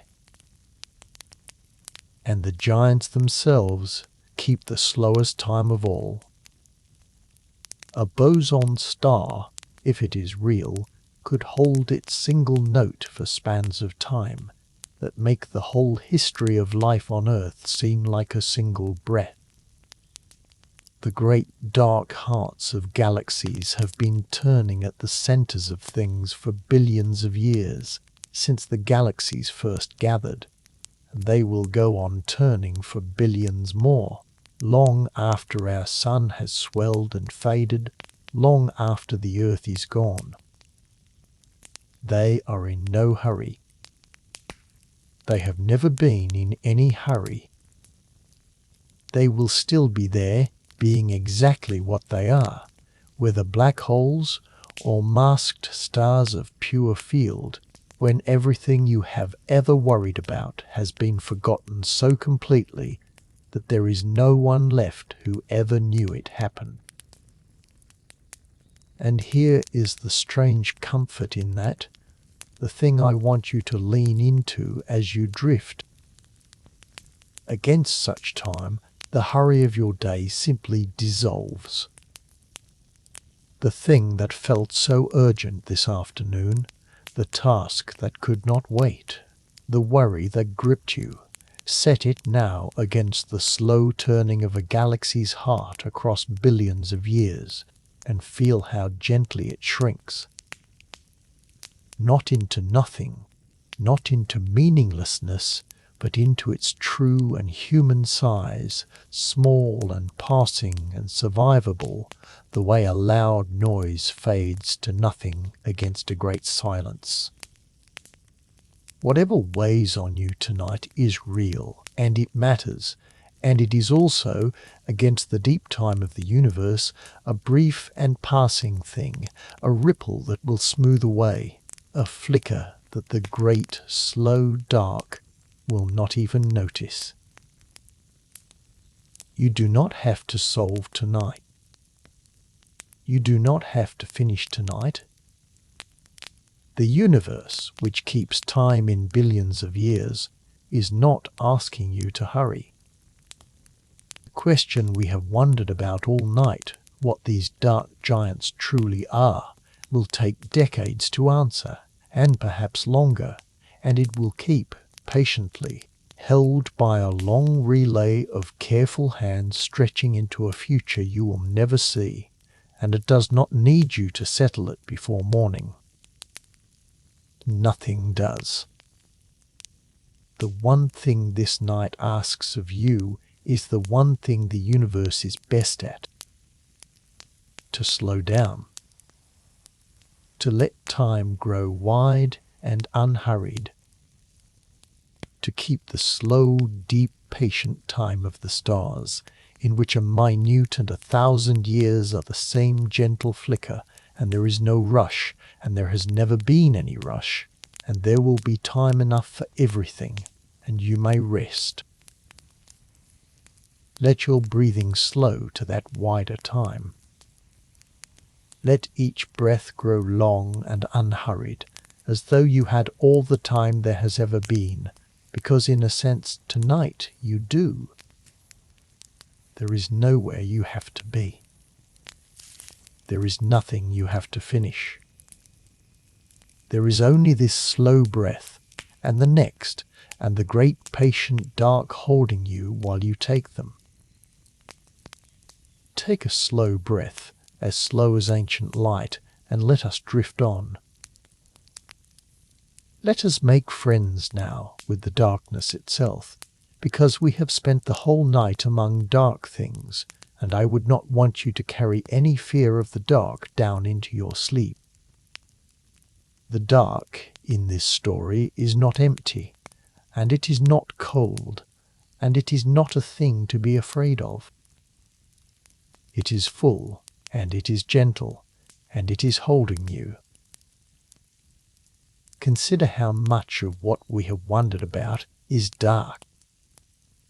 The Boson star gives off no light of its own. The great hearts of galaxies are dark, felt only by their weight. And the dark matter, that great invisible 5/6 of all the matter there is the darkest of all, unseen by any eye, giving off nothing, blocking nothing, and yet everywhere, filling the halos of galaxies, holding the whole visible universe in its quiet cradle. The universe is, for the most part. The bright things, the stars and the galaxies we can see, are the glowing minority, small islands of light scattered through a vast and patient darkness that outweighs them many times over. And that darkness is not absence. That is the thing I most want you to feel. We are used to thinking of the dark as nothing, as the empty place where the light is not. The dark of the universe is not nothing at all. It is where most of the matter is. It is where the giants rest. It is where the great unseen sea drifts, holding the galaxies together. The dark is not the absence of the universe. The dark is most of the universe. It is full, brimming, heavy with quiet presence, doing the greater part of the work of holding everything in place. When you look up at the black spaces between the stars, you are not looking at emptiness. You are looking at the vast and gentle dark where nearly all the weight of the cosmos quietly lives. And that same friendly dark is here, in your room, with you now. Remember the dark matter, the featherweight sea, drifting through the earth and through this very room and through your own resting body, so gentle you cannot feel it, doing you no harm, holding the galaxy together around you, even as you lie there. You are not lying in an empty darkness tonight. You are lying in a full one, a soft tide of unseen presence, the same presence that cradles the whole Milky Way, passing through you as the lightest of whispers, too gentle to disturb a single breath. Dark of your room is a small part of the great friendly dark of the universe, and it is not empty, and it is not against you. It is holding you the way it holds the stars. So let the darkness of your room be soft around you now. Let it be full rather than empty, gentle rather than cold, a presence rather than an absence. It is the same dark that fills the space between the galaxies, the same dark where the giants rest, the same dark that carries most of the weight of everything there is. And it has come tonight, to hold this small, warm room, and you within it the way it holds all the rest. There is nothing in it to fear. It is the oldest and largest and most patient thing there is, and it is on your side, and it is drawing gently close around you, tucking the light of the day away, making a soft, dark place for you to sleep. Close your eyes, if they are not already closed, and let the dark behind your eyelids join the great dark of the universe, one continuous gentle blackness, warm and full and holding. You do not have to keep watch. You do not have to hold anything against the dark. The dark is the friend that has come to carry you down. Let it. The friendly dark of the whole vast universe fold quietly around you, and let yourself begin, at last, to sink. Take a slow breath and let the darkness be kind. We are almost home. Let us come all the way back down into the body now, gently, and let the whole vast night we have wandered through settle into something as small and close as your own slow breathing. Feel the weight of yourself against the bed. Feel how the bed holds you, and how the floor holds the bed, and how the earth holds the floor, and how the sun holds the earth in its long, slow orbit, and how the galaxy holds the sun as it drifts around that great dark center we have wondered about all night. You are the last small link in a long chain of holding that reaches all the way out to the giants at the heart of the Milky Way. And every link in that chain is steady. Every link has held for ages and will hold for ages more. You can let your full weight down into it, trusting the whole chain to bear you, all the way up to the stars. Feel your feet, and let them grow heavy and let them go.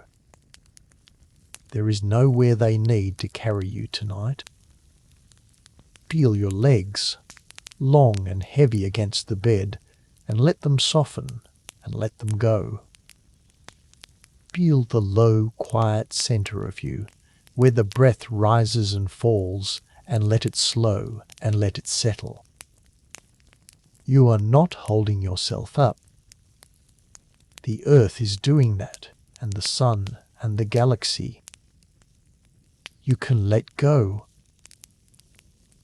Feel your hands wherever they rest, and let the fingers uncurl, and let them grow soft and open, keeping nothing, gripping nothing, the way the gentle star keeps nothing sealed away. Feel your arms grow heavy and still. Feel your shoulders, which have carried so much of the day, and let them drop, and let them widen, and let them go. There is nothing more for them to carry tonight. The day is set down. The weight is off. Feel the breath moving in and out of you, slow and easy, without any effort of yours. You do not have to breathe. The breath breathes itself, the way the star holds its note, the way the galaxy turns, without force, without strain, simply by being what it is. Let each breath in be a little slower. Let each breath out be a little longer, a little softer, carrying a little more of the day away with it, out into the friendly dark, not sealed away, only released, only let go. In slow and gentle. Out long and soft. And with each one, sink a little deeper into the holding. Feel your face, the small muscles around your eyes, the jaw, the brow, all the places that hold the expressions of the day, and let them all go smooth and slack and quiet. Let your face become as calm and untroubled as the surface of a still, dark pool under the stars. The last tightness anywhere in you melt and spread and disappear until there is no held place left in you at all, only a warm, heavy, resting body, breathing slowly, held by the whole long chain of holding that reaches to the stars. And above you, in your mind, let the sky stay open, vast and quiet and full, with its uncounted stars and its uncounted galaxies, and, at the heart of each one, a great dark giant keeping its patient watch, black hole or masked star of pure field, we do not know, and it does not matter now. Let them all be there, above you, silent and steady, holding the galaxies in their slow turning while you rest. You are small beneath them, and you are held by them, and you belong among them, made of the same ancient star ash, held open by the same gentle law, woven into the same one universe. They are in no hurry, and neither are you, and there is time enough for everything, and nothing at all that you must do tonight but sink and breathe and rest. Take a slow breath, the slowest yet, and let the body grow heavier still. There is only a little way left now, and it leads gently home.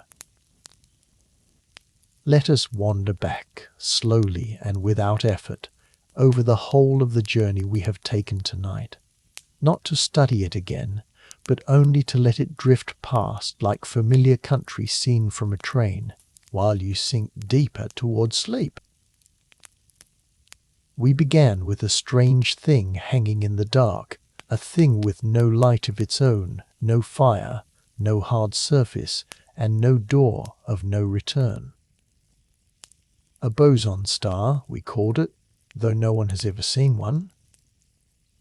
And we learned that it is not a ball of matter at all, but one smooth, shared wave of countless featherweight particles, all fallen into the same single quantum state, humming the same note, gathered into a sphere, and held together by their own gravity. A star made of wave. A note held in the dark.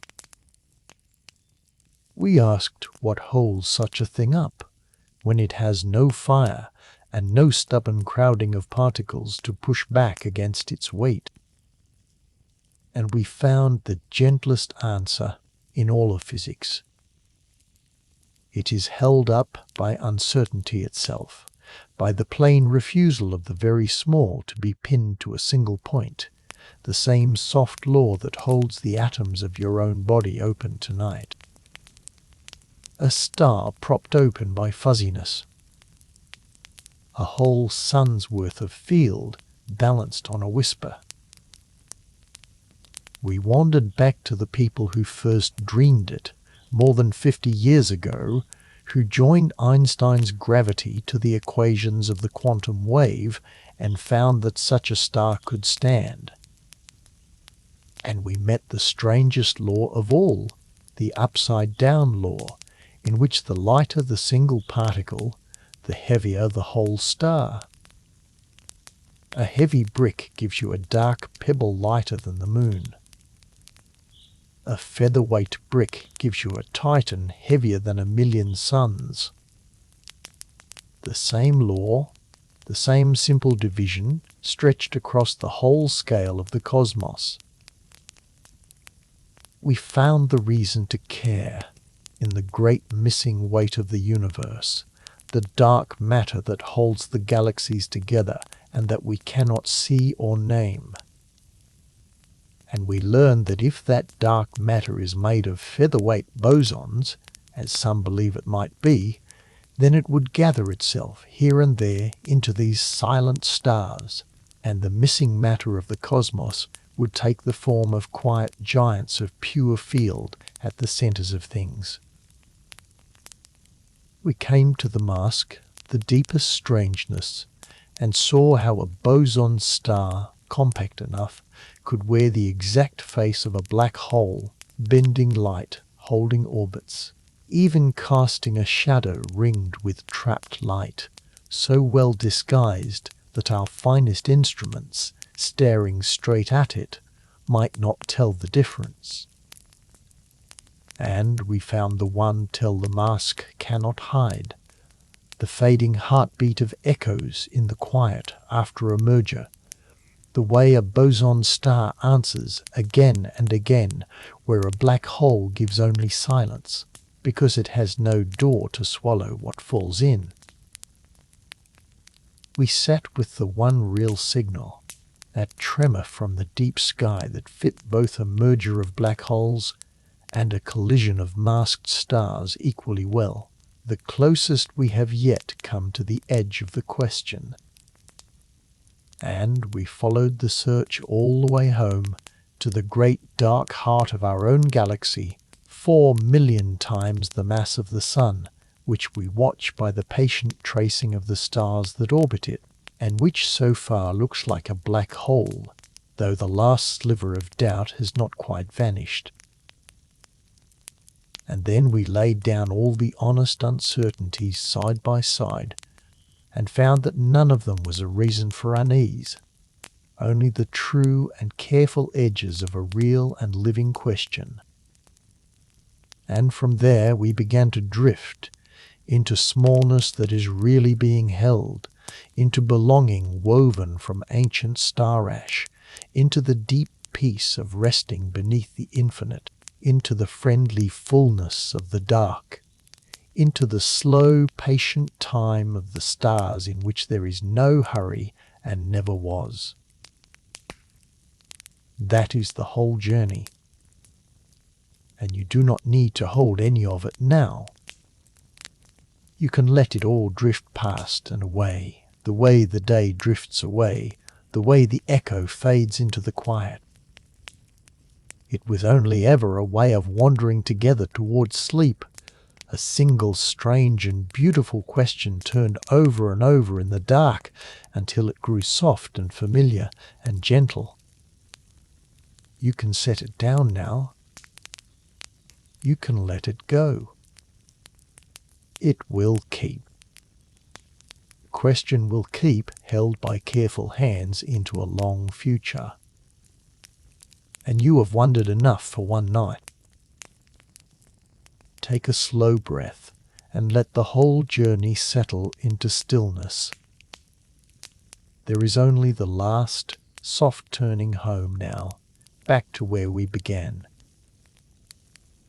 Before we return all the way to where we began, let me say one last soft thing about the maybe at the center of all this, because it is, in the end, a maybe, and I would like you to fall asleep loving the maybe rather than wishing it were a certainty.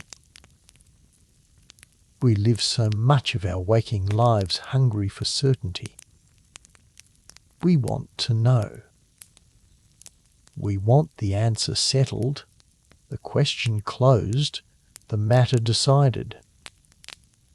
And there is a good and useful hunger in that. It is part of what has built every telescope and every listener and every careful measurement we have wandered through tonight. There is also a quieter wisdom, one the night knows better than the day, that some of the most beautiful things in the world are the things we do not yet know, and may not know for a very long time, and can love anyway precisely because they are still open. The boson star is one of those things. It has never been seen. It may not exist. It rests on a particle we have not found, and answers a question we have not settled, and hides, if it hides at all, behind a mask we cannot yet lift. By every measure of certainty, it is unproven. And yet look at all it has given us tonight, unproven as it is. It has given us the image of a star made of wave held up by fuzziness. It has given us the upside-down law, the feather that builds the giant. It has given us the mask, and the echo, and the fading heartbeat that says there is no door here. It has given us a fresh way to wonder about the dark heart of our own galaxy, and about the great missing weight of the universe. It has given us a whole night of quiet marvels. And it has given us all of that while remaining, from first to last, a maybe. That is the gift of an open question. You do not have to wait for it to be answered, to be nourished by it. You can be fed by the wondering itself. You can lie in the dark and turn a beautiful maybe over and over, and grow calm and full and small and held, and never once need it to resolve. The not knowing is not a lack. It is a doorway that stays open, letting the night air in, letting the wonder keep flowing. A closed question can be set on a shelf and forgotten. An open one stays alive and keeps company with you and gives and gives. And there is something deeply restful in making peace with that, tonight of all nights. Because you carry your own open questions, do you not, into the dark? Things about your own life you have not settled, the questions you cannot yet answer, the not knowing you lie awake turning over. And the lesson of the Boson star, the gentle lesson of this whole long night, is that you do not have to close them to rest. You can let them stay open, the way the great question of the dark giant stays open, and rest anyway, trusting that open questions are not wounds, but doorways, that the not knowing is a wide and quiet room you are allowed to sleep in, that the answers are in no hurry, and neither are you. The scientists who study these things have learned this in their own way. They spend their whole lives with questions that will not close in their lifetimes. They build the instruments and take the measurements and narrow the possibilities, knowing that the final answer may come only to someone not yet born, using a telescope not yet designed. They do their work anyway, with patience and even with joy, because the wondering is worth doing whether or not you are the one who gets to see it end. There is a great peace in that way of living. To love a question you may never see answered. To do your small, careful part and hand the rest gently forward. To let the open things stay open and to rest. So love the maybe tonight. Let it be beautiful exactly as it is, unproven, unfinished, unresolved. Let your own maybes be beautiful too, doorways rather than wounds. And let the not knowing hold you as gently as everything else has held you tonight, so that you can finally, easily let go. Take a slow breath and love the open question, and let us turn, at last, back toward where we began. There is one more image I would like to leave with you before we close the circle, and it is the quietest of them all. It is the image of the single note. We have said more than once tonight that a boson star is like a note held forever, one smooth tone singing to itself in the dark, neither rising nor falling, just holding, patient and unhurried, made of almost nothing, and yet real. and I have come to think that this is the truest and gentlest picture of the whole idea, and the one most worth carrying down into sleep. Because a note is such a peaceful thing. A note does not strive. A note does not hurry toward its ending. A note simply sounds and fills the space around it and asks nothing. And when its time comes, it fades softly back into the silence from which it came, leaving no wound, sealing nothing away. And the universe, for all its giants and its vastness and its unimaginable violence in some far places, is at heart a very quiet thing. We said this before, and it bears returning to now, as you drift. Space is silent. The stars burn without a sound. The great dark hearts of galaxies turn in perfect silence. The ripples in space that we work so hard to feel roll past us unheard. If a boson star is out there singing its single note, it sings it into a silence so deep and so old that the note itself makes no sound at all, only a shape in the field, quiet standing wave that no ear could ever hear. The whole enormous cosmos, turning and bending and holding and ringing, does nearly all of it in silence, a silence far larger and far older than any noise. And you are lying inside that silence now.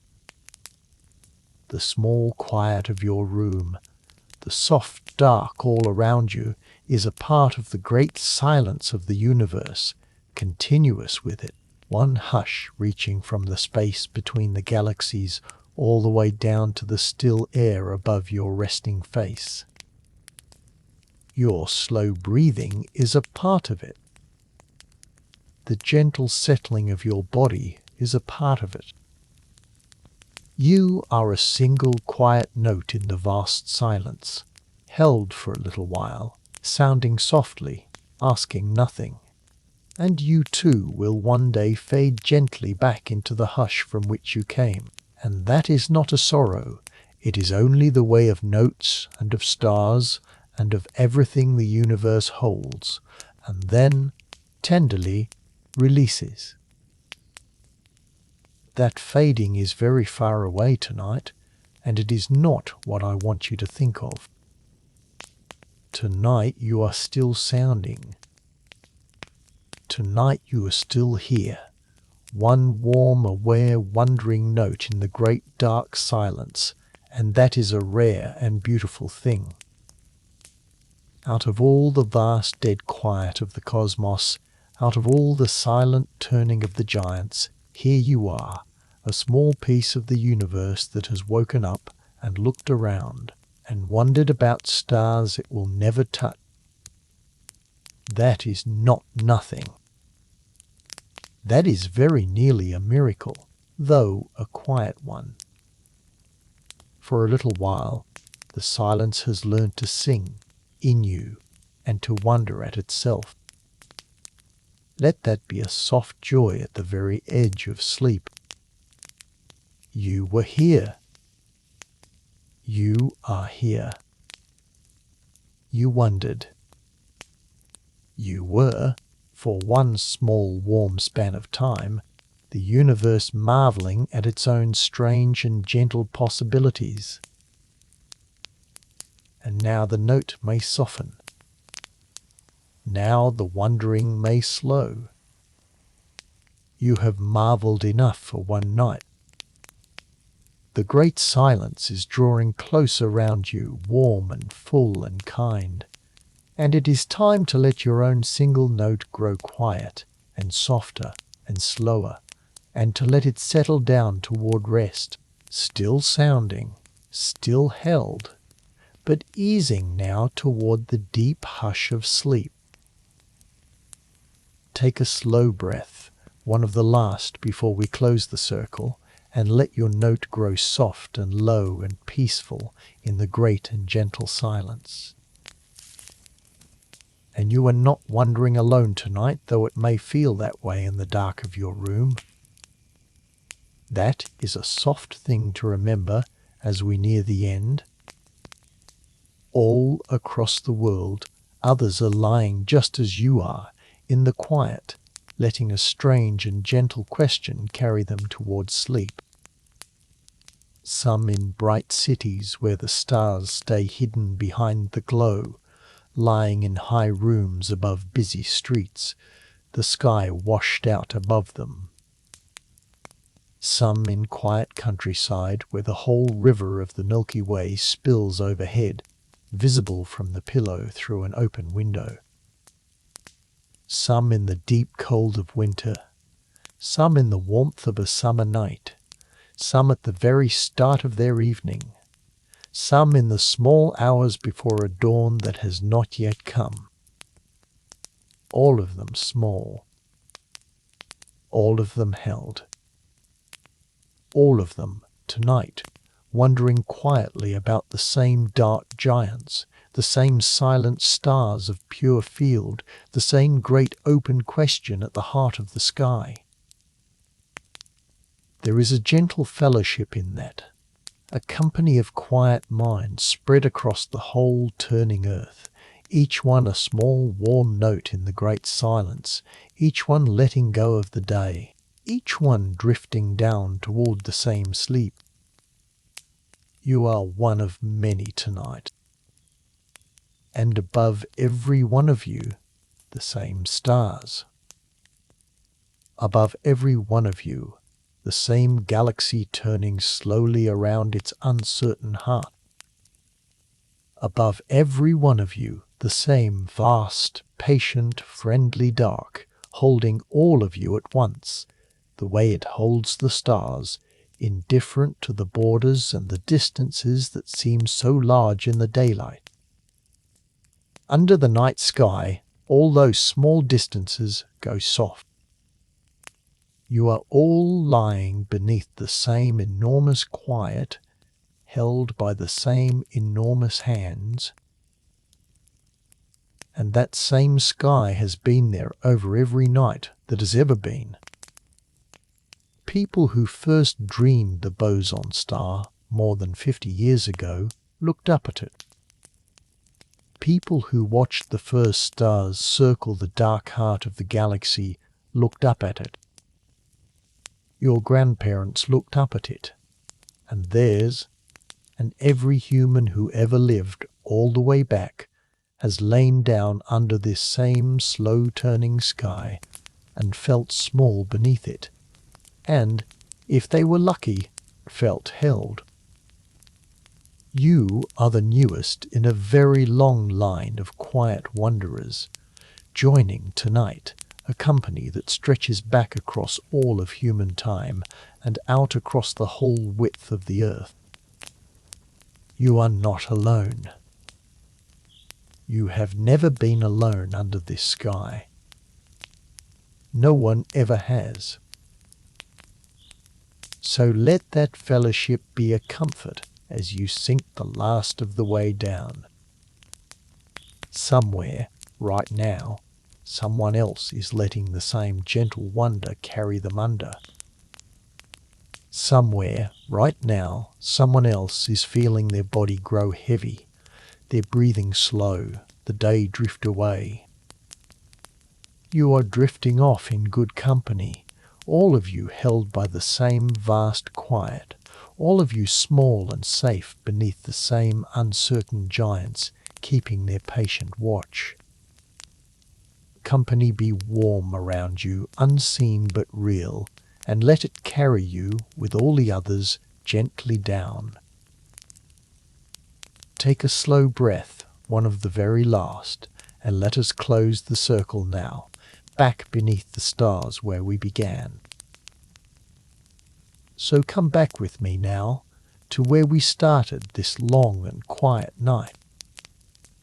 Imagine again that the night is clear and cool, and the stars have come out one by one until the whole sky is dusted with them.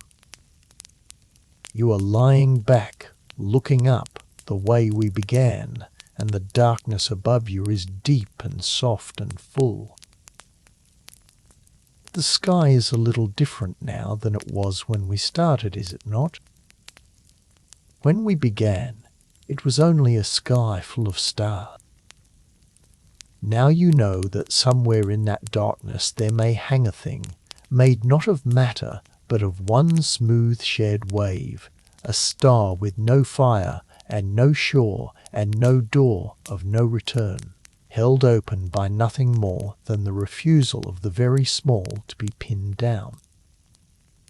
Now you know that the great dark heart of the galaxy above you, 4,000,000 times the mass of the sun, might be a black hole, or might be one of those silent giants of pure field, and that the finest minds we have are still gently deciding which.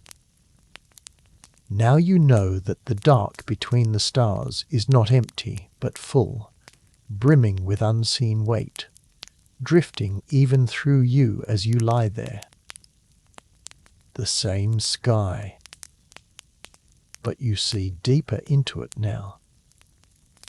You see the quiet giants keeping their patient watch, and the great open question hanging softly among the stars, and it does not frighten you. It holds you. And that is where the journey circles back to where it started, beneath the stars, only now you are ready to sleep. We wandered all the way out to the edge of the largest questions there are, what the dark giants truly are, what the missing matter of the universe is made of, whether the heart of our own galaxy is a hole in space or a knot of field, and we found at every turn not fear but peace. We found smallness that is really being held. We found belonging woven from ancient star ash. We found the deep rest of lying beneath the infinite and being carried by it. We found the friendly fullness of the dark. And we found that the open question is not a wound, but a doorway, and that you may rest inside it, unfinished, and be perfectly safe. So let your breathing slow now all the way down.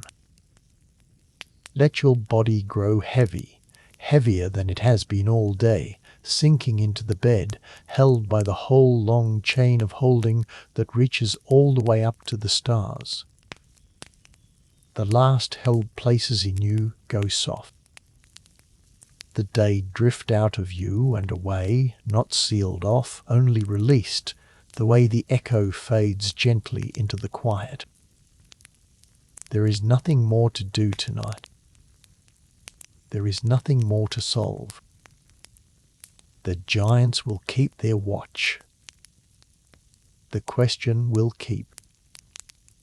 Company of quiet wanderers is all around you, drifting down beside you. And the great friendly dark is drawing close, warm and full and kind, to carry you the rest of the way. If this quiet hour was good to you, you might come and rest with us again some other night, when sleep is slow to come, and you would like a gentle voice and a strange and beautiful question to carry you under. And if you know someone else who lies awake, someone who could use a little of this quiet, you might share this moment with them too, so that they can be held by it the way you were held tonight. But that is all for the waking world, and the waking world can wait. For now there is only this. Rest now. Let your breathing slow, and let your body grow heavy, and let the stars keep their patient watch above you while you sleep. You are small, and you are held, and you belong, and there is time enough for everything. The journey that began beneath the stars has circled back to where it started, and you are home, and you may rest. Sleep well. Good night.